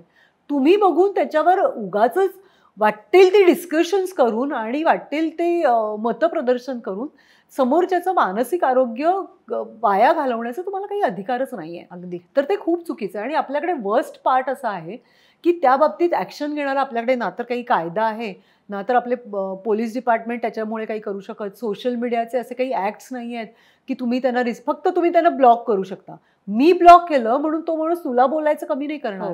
किंवा जी अशी पेजेस आहेत ज्याचे आम्हाला अनेक DM येतात म्हणजे आपल्या चांगल्या लोकांकडनं की अहो तुमचा फोटो अशा पद्धती इथे वापरला गेलाय, त्याच्यावर फार वाईट कोट्स आहेत किंवा तो फेस मॉफ केला गेलाय, तर त्याच्यावर आपण काहीच करू शकत नाही. म्हणजे तू रिपोर्ट करून त्याचं एक अकाउंट बंद होईल, पण म्हणून ही विकृती थांबणार नाही ना. तर ह्याच्यासाठी कुठेतरी काहीतरी मला असं वाटतं की आर्टिस्टने म्हणा किंवा असं कोणीतरी काहीतरी आपण एक ॲक्टिव्हिटी केली पाहिजे की ह्या लोकांच्या बाबतीत काय आपण करू शकू, तर ते कुठेतरी थांबू शकेल. म्हणजे आपण रिॲक्ट होतं. तर मला जर सुरुवातीला खूप कमेंट्स येत असतील तर रिॲक्ट होऊन आता त्या 1%वर आल्या आहेत. तर मी बोलते, मी त्यांच्या स्टोरीज टाकते. आता तर मी ठरवलंय की समजा तू मला काही बोललीस, नॉर्मल बोलायला माझा काहीच प्रॉब्लेम नसतो. मी त्यांना उत्तर देते, तुम्हाला नाही आवडलं वगैरे या झोनमध्ये असते. पण तू जर मला डिवचलंस तर मग मी कोणाला ऐकत नसते. मग मी तुला नाव घेऊन, तुझी कमेंट घेऊन तुला टॅग करते, स्टोरीत टाकते. ओके. तर ह्याच्या पुढचं मला असं जाणवलंय की त्यांनी पण फक्त तुलाच कळतं की तुला ओळखणारे थोडेच आहेत 4 लोक. मग मी त्याच्या फॉलोअर्समध्ये जाते किंवा त्याला फॉलोईंग करणाऱ्या लोकांमध्ये जाते आणि मग मला कळतं की अच्छा हे लोक फॉलो करतायत का, ह्याच्यात कोणीतरी ह्याचा मित्र असणारच आहे ना, मग त्याच्यातले 4 लोक आपण टॅग करायचे स्टोरी, की कळलं पाहिजे त्याला की तुझा मित्र काय दिवे लावतोय आणि मग कुठेतरी हे थांबेल. तर हे मला करायचंच आहे. मला तर जर पुरुष असतील तर त्यांच्या बायकांना टॅग करायचंय, पण दुर्दैवाने अशा पुरुषांच्या बायका ह्या सोशल मीडियावर ऍक्टिव्हच नसतात, म्हणजे असं कोणीच नसतं. आणि हे सगळं करायचंच आहे मला आणि मी करणारच आहे. मी गप्प नाही बसत, मी खूप बोलते. म्हणजे मला राग येतो की नाही तुम्ही गृहीत नाही धरायचं समोरच्याला. ती तुमचा हक्क आहे एखादीच्या आयुष्यावर. कुठल्याच इंडिव्हिज्युअल माणूस म्हणून तुम्ही रिॲक्ट व्हा. तुमच्या बायकोवरही तुमचा हक्क नाही अशा पद्धतीने की तुम्ही तिला सांगाल. बरं याच्यात बायकाही खूप असतात ग, म्हणजे मला असं वाटतं की बाईनी बाईला सपोर्ट केला पाहिजे. खूप. मी एक रील टाकलं होतं सत्यनारायण पूजेचं, ज्याच्यात मी स्लीवलेस ब्लाऊज घालून बसले. त्याच्यावरून म्हणजे असं वाटेल की अरे देवा, म्हणजे यांच्या घरातल्या लेकी सुनांना काय होत असेल. इतक्या झोनला जाऊन मला शिव्या घातल्यात लोकांनी की काय काहीच नाहीये, काय आपली मराठी संस्कृती, काय ते दंड दाखवायचे अमुक. म्हणजे मग सीतेने किंवा यांनी कंचुकी वापरल्याच ना. मग तेव्हा ती फॅशन नव्हती, तेव्हा ती गरज होती की ऍटलिस्ट काहीतरी झाकायला कपडे आहेत. आपल्याकडे जरी आता फॅशन म्हणून आली असली तरी असं काही उघडं नागडं कोणी फिरलेलं नाहीये, आणि जे कोणी फिरत असतील तो त्यांचा वैयक्तिक चॉईस आहे. आणि तुला गंमत सांगू, अशा प्रकारे उघडं नागडं फिरणाऱ्या बायकांची पेजेस जर बघितली तर त्यावर मॅक्सिमम फॉलोअर्स असतात. हो. मग ती का असतात हेच बघायला आवडतं म्हणून असतात. पण ही विकृतीच आहे, मी तेच म्हणतेय. तर ही कुठेतरी थांबलं गेलं पाहिजे असं वाटतं. छान सोशल मीडिया हा खूप छान आहे, त्यातनं खूप छान गोष्टी जनरेट होऊ शकतात. तुम्ही म्हणजे फॉर एक्झाम्पल की आपल्या आजूबाजूला इतक्या, म्हणजे आता मी प्राणी मित्र आहे त्याच्यामुळे मला जाणवतात बऱ्याच गोष्टी की इतके वाईट गोष्टीत त्यांना ट्रीट केलं जातं. त्या बाबतीत तुम्ही बोलू शकता. एखाद्या स्त्रीला किंवा एखाद्या मुलीला कोणाला काही वाईट ट्रीट केलं असेल तर त्याच्यावर आपण अवेअरनेस पसरवू शकतो. किंवा जसं मी म्हटलं ब्रँड्सना आपण सपोर्ट करू शकतो. एखाद्याचं आयुष्य, एखाद्याचं कुटुंब उभं करण्यासाठी मदत करा ना. तुमच्या हातात खूप पॉवर आहे. मग त्याचा तुम्ही इतका घाणेरडा उपयोग करता की बाईच अशी दिसते, मग तुमचं हेच दिसतंय, मग तुमचं तेच दिसतंय, आणि तुम्ही हेच करता. योगाचे व्हिडिओज टाक तू. योगाच्या व्हिडिओला एक्सरसाइज काय करतोय आपण, किती कन्सिस्टंटली करतोय, याच्यापेक्षा तुम्ही काय करताय, त्याच्यात तुमचं काय दिसतंय, ह्याच्यातच इंटरेस्ट असतो लोकांना. मग ही विकृती आहे ना.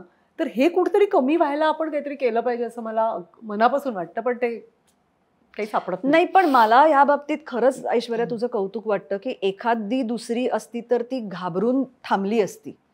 तू थांबत नाहीस. म्हणजे तुला असं नाही वाटत की बापरे लोक आता असं, कारण हल्ली सोशल मीडियाचं काय झालंय की तुम्हाला जर भीती वाटत असेल तर तुम्ही त्याच्यावरती येऊच नका. आलात तर दुर्लक्ष करा. म्हणजे ह्या दोनच गोष्टी असू शकतात. पण तू त्याचा मधला मार्ग निवडलायस की तू बोलतेस त्याच्याविषयी. मला दुर्लक्ष नाही करता येत, म्हणजे माझ्या डोक्यात राहतं ते. यू वोंट बिलीव्ह, एक माझं आणि अवीचं रील होतं, जे रील इतकं गोड होतं एका फॅन पेजनी केलेलं. त्याच्यात काहीच नाव ठेवण्यासारखं नव्हतं. मोमेंट्स होत्या, डान्सही नव्हता. त्याच्यावर आता मी नाव घेणार नाही त्या अकाउंटचं, ती मला अगदी डोक्यात आहे, ती माझ्या पुण्याचीच आहे ती. तर तिने खूप खूप बोलली होती ती की हा म्हातारा, मग म्हातारा चढ लागलाय पैशासाठी काय वगैरे वगैरे. त्याच्यावर मी पण तिला खूप सांगितलं होतं की संस्कार असतात, तुमचे संस्कार नाही केले का तुम्हाला, तर तुम्ही चांगलं बोला. तुम्हाला आवडलं नाही असं तुम्ही अहो जाओ करून सगळं, पण ते काही थांबेच ना चर्चा. मग मी म्हटलं की आता मी पोलीस कंप्लेंट करते. मग मी पोलिसांकडे गेले, पोलीस कंप्लेंट केली. मग ते करता करता माझं त्यांच्याकडनं त्यांच्या वकिलाचं असं आलं की आम्ही काय कमेंटच केले, ती आम्ही करूच शकतो.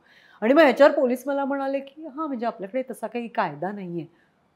मग म्हटलं तुम्ही हा व्याप का घातला, तर ते मला खूप त्रास होतो की नाही तुम्ही असं बोलू शकत. पण हे त्रासदायकच आहे. म्हणजे मध्ये मी तुला गंमत सांगते ना की तू मी कोणाच्या तरी पेजवर आपल्याच एका मैत्रिणीला लहान बाळ झालं, तर छान तिने नाव ठेवलं बाळाचं आणि तिने ते सोशल मीडियावरती इंस्टाग्रामवर वगैरे टाकलं. तर मी ते वाचलं. माझी काही ती रोजच्या म्हणजे गप्पांमधली मैत्रीण नाही, पण मी वाचलं. मी म्हटलं वा किती छान नाव ठेवलंय, मला आवडलं. तर कोणीतरी अशीच एक बाई डायरेक्ट तिथे घुसून आता आल्या लगेच इतकं काय हॉरिबल नाव ठेवलंय आणि तुम्ही का लगेच इकडे येऊन त्यांना मस्का मारताय. तर मला असं झालं की एक मिनिट, हिनी वरती नवी आई आहे, तिने कौतुकाने बाळाचं नाव ठेवलंय.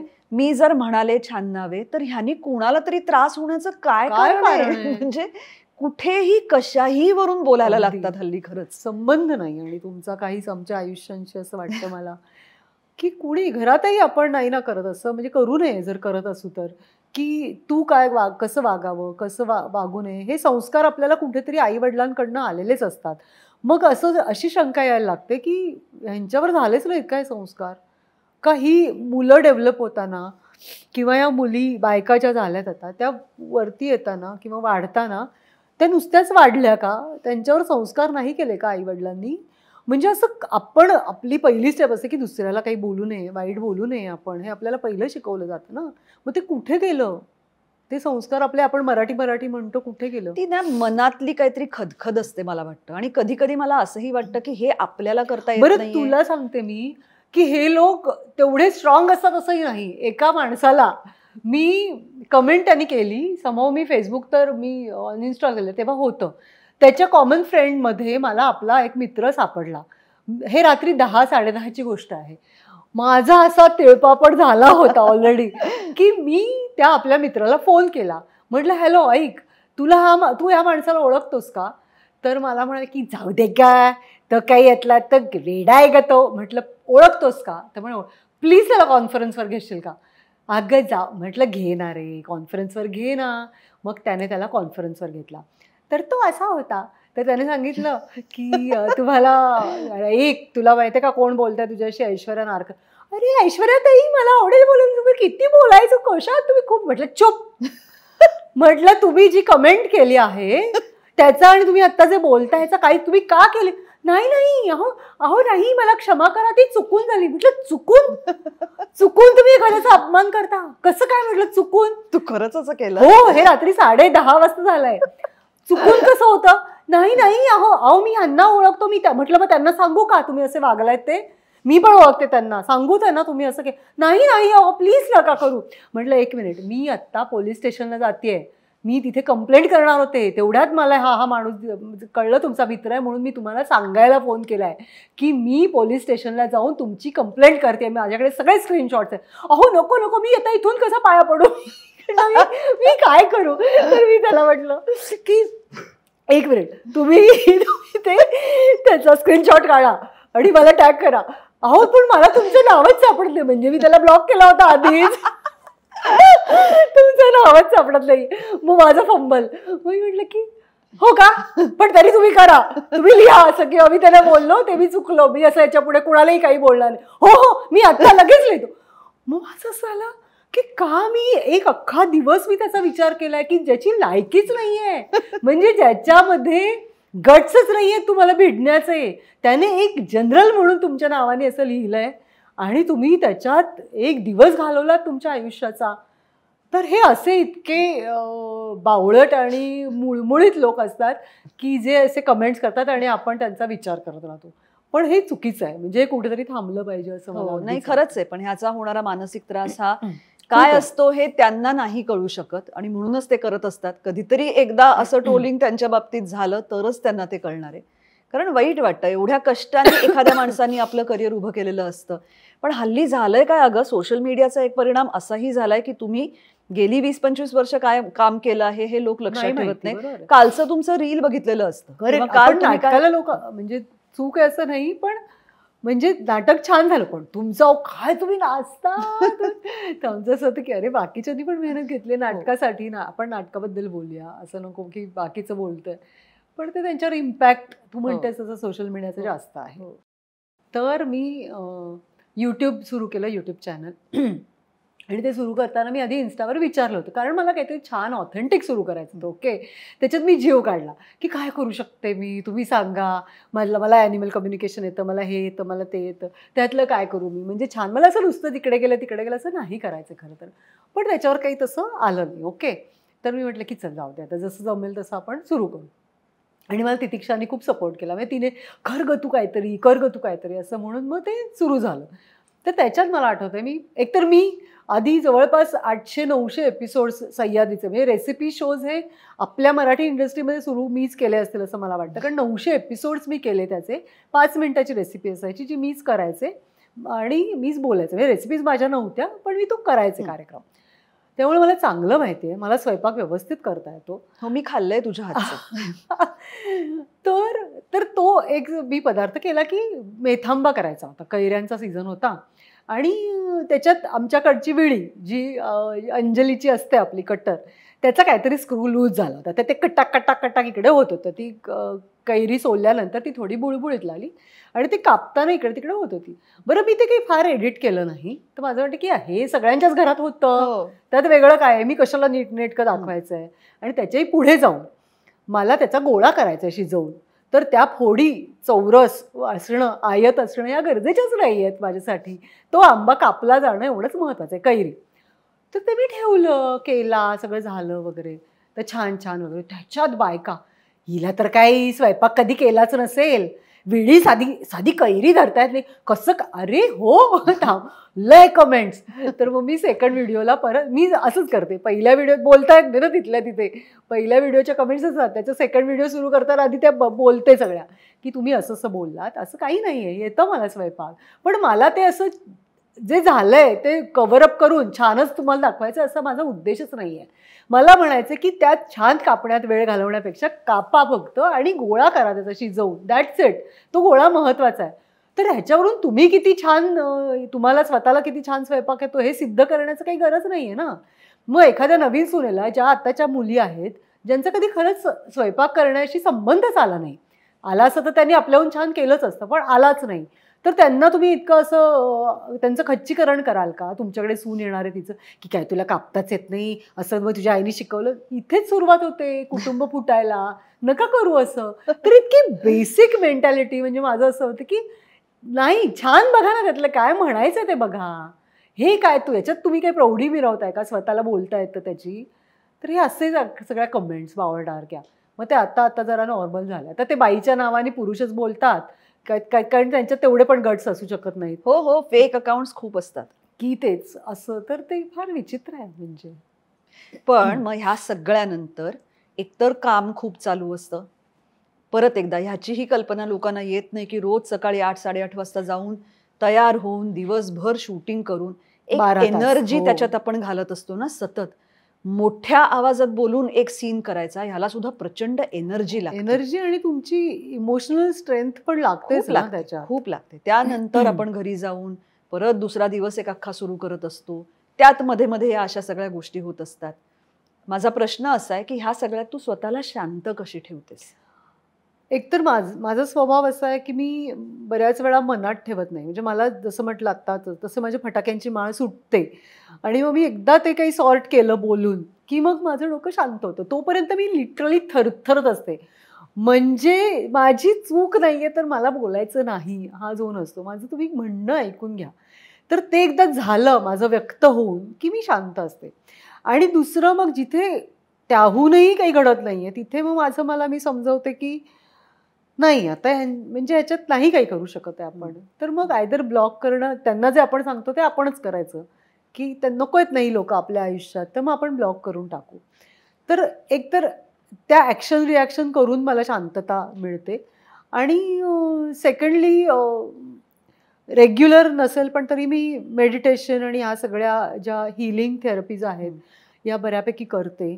आणि त्यातनं मला माझे उद्देश वेगळे आहेत की मला खूप जणांना मदत करायची आहे. ॲनिमल कम्युनिकेशन मी करते. मग हरवलेले पेट्स असतील किंवा इन जनरल पेट्सच्या बनात किंवा इन जनरल साधी ही मुंगी आहे, त्या मुंगीला काय वाटतं हे मला, तर तसं मला लोकांच्या आयुष्यात मदत करायची आहे. तर मग मी तिकडे फोकस नेते की माझं हे झालं, तडतड झाली ना बास, इथे संपलं. हा उद्देश नाही आपल्या आयुष्याचा. आपल्याला काहीतरी छान करायचं आहे लोकांसाठी. आणि मग तिकडे डायव्हर्ट करते मी स्वतःला. मी हीलिंग थेरपीज बऱ्यापैकी करते आणि मला छान वाटतं. माझ्यामुळे एखाद्याला छान वाटलं, एखाद्याचा प्रॉब्लेम सॉल्व्ह झाला किंवा त्याला आनंद झाला समोरच्याला, त्याचं दुखणं थांबलं, तर या सगळ्या गोष्टींमध्ये मला खूप छान वाटतं की ॲटलिस्ट माझा काहीतरी उपयोग झाला. तर मग मी तिकडे माझा फोकस शिफ्ट केलेला असतो. म्हणजे हे काम तर सुरूच असतं, त्याच्या बाजूला हे सगळं चालू असतं. पण ह्या हीलिंग थेरपीज तू शिकलीयस, मी म्हणजे शिकले. ट्रेनिंग हो घेतलंस? हो, शिकले मी. अच्छा. ॲनिमल कम्युनिकेशन मी लॉकडाऊनमध्ये शिकले. रेकी मी उज्ज्वला बर्वे म्हणून पुण्याची माझी मैत्रीण आहे, तिच्याकडे शिकले. पण ती मी आय थिंक 2010-11च्या दरम्यान शिकले आणि मग ती प्रोसेस सुरूच आहे शिकण्याची अजून. आणि ॲनिमल कम्युनिकेशन लॉकडाऊनच्या वेळेला मला ते शिकायचंच होतं, म्हणजे मला ते कनेक्ट व्हायचंच होतं प्राण्यांबरोबर. तर ते आता छान एक्सपिरियन्सेस आहेत त्याचे, खूप छान पद्धतीत प्राणी बोलतात.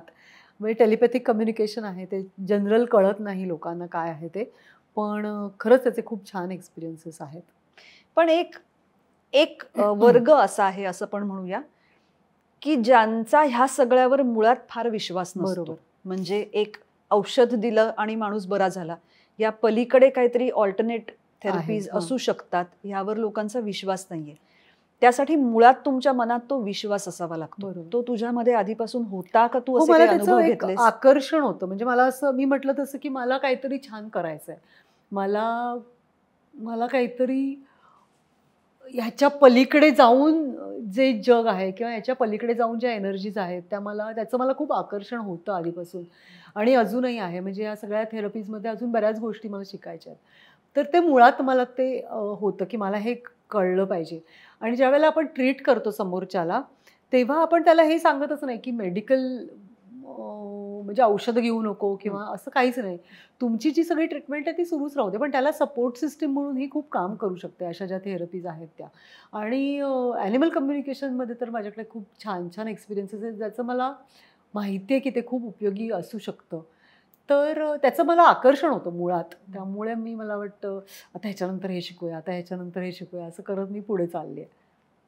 पण मग हे तुझं बाकीचं सगळं काम सांभाळून करायला तुला वेळ मिळतो किंवा मला ॲक्च्युली लकीली असं आहे, की मला कनेक्ट व्हायला खूप कमी वेळ लागतो. म्हणजे मी शूटिंगच्या मध्ये जरी मला ब्रेक असेल किंवा म्हणजे ॲनिमल कम्युनिकेशनचं सांगते मी, की जर आता एक सीन नाही आहे किंवा 1-2 सीन शॉर्टचे गॅप आहे, तर मला असं नाही लागत, की मला आता बसायचंच आहे, मला वातावरण निर्मिती हवी आहे.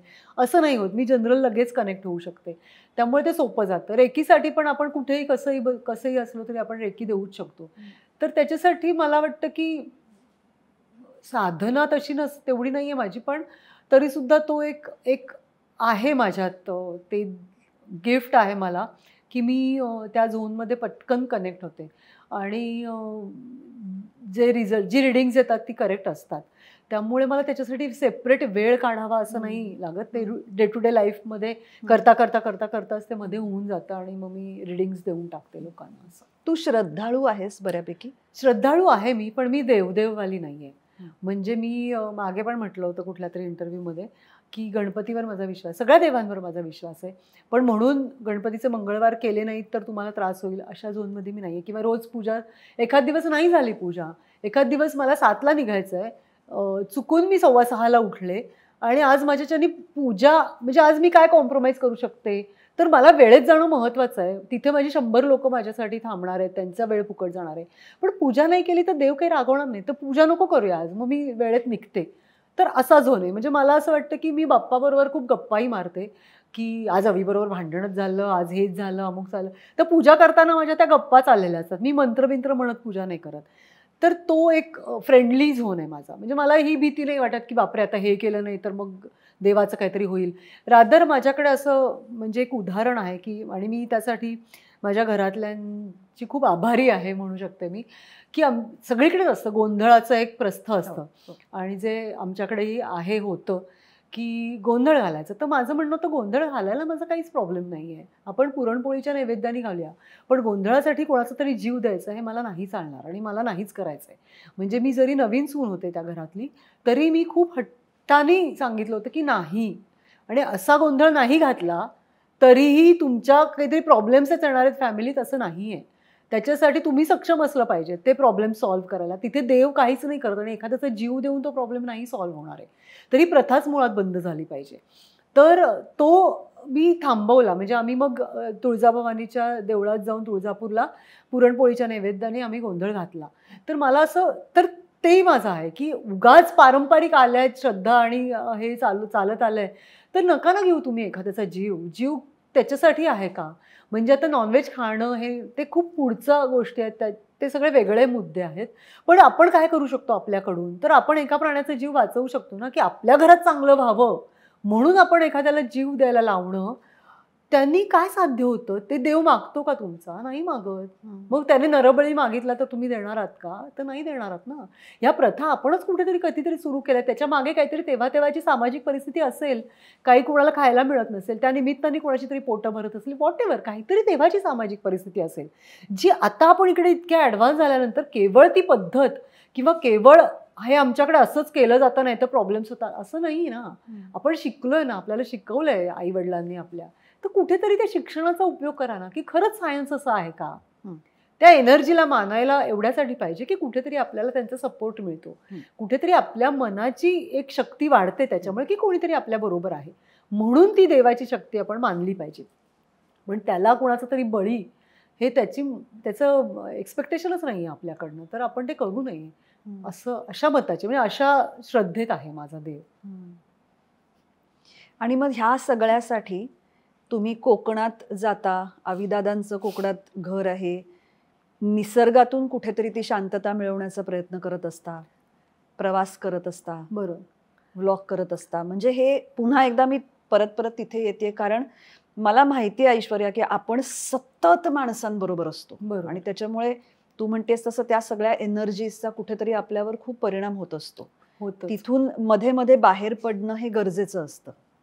खूप परिणाम होतो. तुम्ही एक्झॉस्टही होता बऱ्याच वेळा. म्हणजे आता ते कॉन्सेप्ट तेवढे क्लिअर नाही आहेत लोकांना, पण बऱ्याच वेळा असं होतं की निगेटिव्ह एनर्जीज असतात आजूबाजूला. सगळेच आपल्याकडे चांगल्या नजरेने नाही बघत. सगळ्यांनाच आपण छान वाटतोय, छान दिसतोय हे सगळ्यांनाच कुठेतरी त्यांना असं वाटत असतं की अरे हे नाहीये माझ्याकडे. तरी ती निगेटिव्ह एनर्जी आली ना बाहेर तर ती कुठेतरी त्रासदायक होते तुम्हाला. आणि त्याच्यासाठी मग ह्या सगळ्या ह्याच्यात कॉर्ड कट करणं आहे किंवा तुम्ही निगेटिव्ह एनर्जीपासून स्वतःला शील्ड करणं आहे, तर ते होत नाही. आणि निसर्गाच्या सान्निध्यात असं म्हटलं जातं की तिथे एकतर प्राणवायू आहेच आणि खूप शांतता आहे. निसर्गाच्या सान्निध्यात तुम्ही गेलात तर तुम्ही फक्त तुमच्याकडे बघू शकता, तुमच्यावर फक्त तुम्ही असता, त्याच्यात आजूबाजूचं काहीच इंटरफेरन्स नसतो. त्यामुळे काही काळ आपण झाडांमध्ये निसर्गामध्ये गेलं पाहिजे, ती शांतता अनुभवली पाहिजे. आणि एंजल थेरपीमध्ये असं म्हटलं जातं की खूप नेचर एंजल्स असतात जे झाडांवर असतात, म्हणजे जी फुलपाखरं आपण म्हणतो किंवा अशा पद्धतीचे फेरीज असतात की जे तुमच्या ऑरा लेवलला असे फिरून तुमची ऑरा लेवल क्लीन करतात आणि तुम्हाला छान फ्रेश वाटतं. म्हणजे आपण गवतात थोडंसं चालून आलो तरी आपल्याला असं छान फ्रेश वाटतं. तर त्या अशा वेगवेगळ्या कॉन्सेप्ट्स आहेत, पण मूळ मुद्दा त्याचा असाच आहे की तुम्हाला तुमच्यासाठी वेळ मिळतो आणि शांततेत मिळतो. तर तिथे सगळ्याच निगेटिव्ह एनर्जीज सगळ्या जातात आणि तुमचा ऑरा क्लीन होतो आणि तो खूप महत्त्वाचा असतो पॉझिटिव्ह राहायला, असं वाटतं मला. आता मला सांग की अमेय म्हणजे तुझा मुलगा या क्षेत्रात यायचं जर म्हणाला तर तुझ्यापेक्षा आता एक पिढी पुढे गेली आहे आणि सगळा काळ बदललाय, परिस्थिती सगळी बदलली आहे, हे क्षेत्र संपूर्णपणे बदललंय, माध्यमांच्या गरजा बदलल्या आहेत. तू त्याला काय सल्ला देतेस किंवा देशील? अमेय ह्या फील्डमध्येच येणार आहे, पण तो येणार त्याचं जेव्हा ठरलं तेव्हाच आमचं त्याला म्हणणं होतं की तू जसं आम्ही स्टार्ट केलं किंवा जसं आम्ही आलो ह्या क्षेत्रात तेव्हा असं काहीच ठोकताळे नव्हते ना की हे एवढं शिकायचं आहे, अमुक करून ह्याच्यात यायचं आहे वगैरे. अरे सिरियल मिळते आहे, अरे नाटकात काम करायला मिळतं आहे. मग सुरू झालं, मग सिरियल आली, मग फिल्म आल्या आणि आम्ही आलो. मग एक कम्फर्ट झोन आला की आता आपल्याला पण मजा येते, आपल्याला पैसे पण मिळतात, आपलं घर पण चालणार आहे आणि हे आता करिअर म्हणून करू शकतो आपण. अशा ह्याच्यात आपण ते सुरू केलं आणि मग कामं मिळत गेली, एस्टॅब्लिश झालं. ओके. तर आमचं त्याला म्हणणं होतं की आता तू या झोनमध्ये येऊ नकोस, तू पूर्ण अभ्यास करून ये. कारण आता खूप सगळंच बदललंय, सगळंच पुढे गेलंय. प्रत्येक गोष्टीतली माहिती असणं आणि आपण ते का करतोय हे माहिती असणं हे खूप गरजेचं आहे. त्यामुळे मग त्याने जेव्हा ठरवलं तेव्हा रुईयामध्ये त्यांनी अनेक एकांकिका केल्या, मी बघितल्या त्याच्या काही. आणि मग त्याला त्याची मजा यायला लागली. मग त्याचं असं ठरलं की आता मी ह्याच्यात काहीतरी करतो. मग ललितला त्याने MA केलं आणि मग तो आता बाहेर गेलाय. तिकडे त्याला वेगवेगळी थिएटर्स शिकायची आहेत तिकडची, पण लकीली तिथे कॅमेरा आणि हे पण आहे. तर आता तो सगळं ते शिकून येईल आणि त्याच्यानंतर मग तो ॲक्टिंग करेल किंवा तो डिरेक्शन करेल, व्हॉटेव्हर. त्या सगळ्या शिकण्याच्या प्रोसेसमध्ये त्याला काय फील होतं ते. पण हा एक मुद्दा आमचा अगदी त्याला प्रामाणिकपणे होता की जनरल तेव्हा आतापर्यंत त्याला खूप वेळा विचारलं गेलं, अरे तुझ्या लेकाला विचार ना, करतो का सिरियल, ह्याची सिरियल करायची, ह्याचं लीड आहे. तर आम्ही म्हटलं की नको, असं नको, तू सगळं छान तयार हो, सगळ्याचा अभ्यास करून तयार हो आणि मग तुला काय वाटतं ते तू कर. आता अदरवाईज आपण या सिच्युएशनला आहोत किंवा वयाच्या नुसारही अजून आमच्याकडे काही वर्ष आहेत की तू सेटल होईपर्यंत आम्ही थांबू शकतोय. असं नाही की आता तुला लगेचच पैसे कमवायला हवेत. त्यामुळे ती स्पेस तुला आहे, तर तू प्रॉपर शिकून आणि छान वाटेल तुला असं शिकून मग तू ठरव की काय करायचं आहे. तर त्या झोनमध्ये आहे, तर तो येईल या फील्डमध्ये. पण त्याला PhD पण करायची आहे, त्याला ऍक्टिंग पण करायची आहे, त्याला टीचिंग करायचं आहे. गुड लुकिंग मुलगा आहे आणि शिकवायचं आहे पण, म्हणजे टीचिंगही करायचं त्याला. आणि बघू आता काय काय डिरेक्शन करायचं आहे, तर त्यातलं तो काय सिलेक्ट करतोय आणि काय करतोय ते आता 2 वर्षांनी कळेल. आणि मग तुमच्या प्रोडक्शन मध्ये पुढे काय तुम्ही करणार? आमच्या प्रोडक्शनचा मुद्दा असा येतो की आमच्याकडे एकतर मला ती गती नाही आहे प्रोडक्शन सांभाळण्याची, त्यामुळे ते सगळं अवी करतो. आणि अवीचं जर एखादं प्रोजेक्ट सुरू असेल तर त्याच्याकडे लक्ष देऊन होत नाही. आणि मग मीच अवीला सांगितलं की नाटक प्रोड्यूस करणं, सिरियल प्रोड्यूस करणं हे फावल्या वेळाचं काम नाही, पूर्ण वेळचं काम आहे. तुम्ही कुणावर विश्वास, ते वाईटच असतील असं नाही, पण त्या वेळेच्या सिच्युएशननुसार माणसं वेगळी होतात, बदलतात. आणि तुमचं लक्ष नसेल तर काही गोष्टी आपल्याला न आवडणाऱ्या घडू शकतात. सो आपण ती रिस्क नाही घ्यायची, कारण आपण आपले पैसे लावणार आहोत, आपण कोणाला तरी फायनान्सरला बळी नाही पाडणार आहोत. तर मग आपले आहेत ना, मग ते चांगलं होऊन काहीतरी खर्च झाले तर उत्तम आहे. मग त्याच्यासाठी तुला वेळ देणं गरजेचं आहे. आणि जोपर्यंत तुला वेळ देता येत नाही तोपर्यंत मग आपण नको करूया. त्यामुळे आता सध्या प्रोडक्शनचं काही नाही आहे. आणि मग दिग्दर्शन करावं असं वाटतं तुला? मला छे अजिबातच नाही, माझा पिंडच नाहीये तो. म्हणजे मी डिरेक्टर्स ऍक्टर आहे असं म्हणू शकते की मला कितीही येत असेल तरीही तू मला एक आणखीन पॉईंट सांगितलास ना, तर मी तो इनकॉर्पोरेट करून मला त्याच्यातून आणखीन छान काहीतरी सुचतं. पण तू सांगणं गरजेचं आहे असं मला वाटतं. म्हणजे मला असं वाटतं की दिग्दर्शक हा महत्त्वाचाच आहे आणि त्याने आपल्याला त्याच्या पद्धतीने तो आपल्याला मोल्ड करतो. नाहीतर मग आपली सगळीच कामं सेम वाटू शकतात. जर दिग्दर्शक सक्षम असेल ना तर त्याचा खूप फायदा होतो आणि याच्यावर माझा पूर्ण विश्वास आहे. म्हणजे तू डिरेक्टर्स ऍक्टर आहेस? Directors actor. त्यामुळे मी शक्यच नाही, मला सुचतच नाही. तू आणि विचार कर, तू मॉनिटर समोर बसलेस, तुझ्या हातात माईक आहे आणि एखादा सीन बघून तूच खूप वेळ हसत मी बसलीस. फुटतच बसेन, मला काही थांबलंय. कारण अदरवाईज तू हसायला लागलीस की थांबत नाही. आम्हाला विचारलंस की आता हे वाक्य मी कसं घेऊ, मी माझाच विचार नाही करत मी हे वाक्य कसं घेऊ, कारण मी खूप स्पॉन्टेनिटी मध्ये करते. मी एकदा सीन वाचते आणि मला तो दिसतो की असं असं जाऊ शकतो आणि मग तू बोलतेस, मग तुझ्या बोलण्यावरचे माझे रिप्लाय असतात किंवा मी बोलते त्याच्यावर तुझे रिप्लाय काय येतात त्याच्यावर माझं पुढचं वाक्य असतं. तर ही पद्धत आहे माझी. मला ते ठरवून नाही करता येत की आता हा सीन मी असा करते ना की ही अशी बोलली की मी असं, मला ते येतच नाही. म्हणजे मला ते करायचं नाही हा खूप पुढचा मुद्दा आहे, पण मला मुळातच येत नाही. त्यामुळे मी तुला काहीच सांगू शकत नाही ना. त्यामुळे डिरेक्शन वगैरे आपला झोन. पण तुझ्या स्पॉन्टेनिटीचा एक फार गोड अनुभव मी घेतलाय. आपण एकदा एका मालिकेचं एकत्र काम करत होतो तेव्हा मोठा सीन होता आणि काहीतरी त्याच्यामध्ये 1-2 वाक्य बोलून त्या क्षणी तुला इतकं रडायला यायला लागलं की आपण थांबलो होतो आणि आपण काही वेळ सगळे थांबून राहिले, कारण तुला तुला तो लूप लागला होता किंवा म्हणजे त्या क्षणात तू इतकी, तुला आठवत नाहीये? नाही, मला आश्चर्य आहे. पण असं होतं बऱ्याच वेळा. मला खूप रडण्याच्या सीन्सना मी खूप जाते आतमध्ये, पण तो सीन कम्प्लीट करते. नाटकात माझं असं बऱ्याच वेळा होतं की मला खूप रडायला येतं. जसं माझं हसण्याचं आहे तसंच माझं रडण्याचंही आहे की मी खूप पटकन कनेक्ट होते त्या इमोशनला. म्हणजे आपल्या आयुष्यात तसं झालेलंच असायला पाहिजे असंही नाही, पण एक कॅरेक्टर म्हणून ह्या सिच्युएशनमध्ये मला ते फील झालं तर मला ते खूप होतं आणि मग मला खूप रडायला येतं. पण ते मजा येते तसे सीन्स करायला खरं तर. आणि ऍक्टरला ती सेन्सिटिव्हिटी पाहिजे, तरच तो त्या इमोशन्सला तेवढा भिडू शकतो असं मला वाटतं. करेक्ट. तुझ्या बऱ्याच रील्समध्ये तुझ्या शेजारी छान छान झाडं सुद्धा असतात. तुझ्या घरात खूप झाड आहेत. मला नेहमी असं वाटतं की त्याला तो ग्रीन थंब म्हणतात ना, तो मला नाहीये. हो, पण असं काही नाहीये. म्हणजे मलाही आधी मी पण बऱ्याच झाडांना बळी दिलाय आधी. पण माझ्या मावशीचं ते एक हे आहे, म्हणजे तिला ते पॅशन आहे आणि तिने अशी खूप झाडं घरात एवढी छोटी छोटी असं खूप असतं तिच्याकडे. तर तिथून मला वाटायचं की अरे मला पण पाहिजे, मला पण यायला पाहिजे हे. आणि मग जेव्हा आम्ही या घरात शिफ्ट झालो तेव्हा अगदी रिकामच असं वाटतं घर, अदरवाईज झाडं नसतील तर. मग मी मनी प्लांट सुरू केला. मग त्याच्यानंतर छोटी छोटी की जी जगू शकतात, जमू शकतं असं. मग मी एक एकता चौधरी म्हणून आहे, तिचं चॅनल आहे गार्डन अप नावाचं यूट्यूबला. आणि ते मी काशीबाईचं शूट करत असताना मला वेळ होता तेव्हा मी ते ऐकायचे बरंच. मग असं वाटायचं की येईल येईल आपल्याला येऊ शकतं. आणि मग एक एक करत असतं. तर आता माझ्याकडे ऑलमोस्ट घरात 100 झाडं असतील, छोटी छोटी मोठी मोठी सगळी मिळून असतील. पण ती आता राहतात. आता मला कळतं की काय कुठल्या झाडाचं काय म्हणणं आहे. आपण मला वाटतं ऑब्झर्व केलं ना की आपल्याला समजतं की या झाडाचं हे काहीतरी चुकलंय, याच्याशी हे असायला हवं. म्हणजे त्याची माती, त्याचं पाणी देणं, प्रत्येक झाडाला जे वेगवेगळं लागतं ते आपण बघत राहिलं ना त्यांच्याकडे, आपल्याला म्हणजे जसं आपण त्यांना एक्नॉलेज केलं असं म्हणू शकतो, तर ते आपल्याला कळत जातं. आणि मग अशा पद्धतीत मी बरीच म्हणजे पाण्यातली झाडं पण मी अशी लावलेली आहेत घरात. आणि खूप झाडं आहेत. आणि मला असं कुणाकडे गेल्यावर माझं असतं, ह्याचं कटिंग घेऊ का, ह्याचं कटिंग मिळेल का, अशी मी खूप आणत असते झाडं. म्हणजे आम्ही म्हणतो की आता कुठे, आणि लिटरली माझ्या घरात आता ठेवायला जागा नाही आहे, इतकी सगळीकडे सगळीकडे झाडं आहेत. त्यामुळे मला आवडतात की काहीतरी एक एलिमेंट येतो. त्यांना जेव्हा नवीन पानं येतात त्यांची प्रोसेस बघायला मजा येते.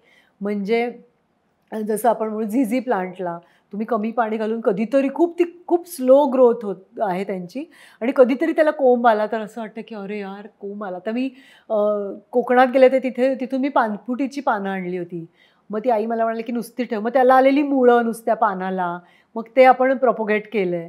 तर अशा गोष्टी मला खूप छान वाटतात की अरे आलं, झाड आलं त्याला, किंवा एखादं फूल आलं. तर अशी गंमत वाटते मला. त्यामुळे मी ते खूप पॅशनेटली करते झाडांचं. खूप भरभरून सगळ्या बाजूंनी जगते आहेस तू असं माझ्या लक्षात येतंय. ते मला छान वाटतंय. थँक्यू. कारण मी फक्त सेटवर हसणारी, खोड्या काढणारी, एखाद दिवशी चिडलेली असली तर कोणाशीही न बोलणारी. कारण हे सगळे तुझे मूड्स मी बघितलेत, हे बघितलं नाहीये. तर तुझी 100 झाडं बघायला मी घरी येते एकदा तुझ्या. खरंच आहे. बरं वाटलं मला तुझ्याशी बोलून. मला पण मजा आली जरा. खूप गप्पा झाल्या हो, आपल्या या वेगवेगळ्या निमित्ताने. विषयांवर. कारण बरेचदा माझं असं होतं की असं आपण शूटिंगच्या इथे एकत्र असताना असं काही बसून बोलणं नाही होत नाही. या Correct. निमित्ताने माझं अनेकांशी बोलणं होतं आणि त्याच्यामुळे मला खूप वेगळे वेगळे पैलू कळतात. बरोबर. मला माहिती नसलेले सुद्धा. मला आज असं पहिल्यांदा लक्षात आलं की तू केवढी पॅशनेट आहेस. मला समाव असं कधी म्हणजे जाणवलं. ही तुझ्यातली पॅशन बऱ्याच बाबतीतली मला खरंच नव्हती जाणवली. त्यामुळे मला फार छान वाटतंय. थँक्यू.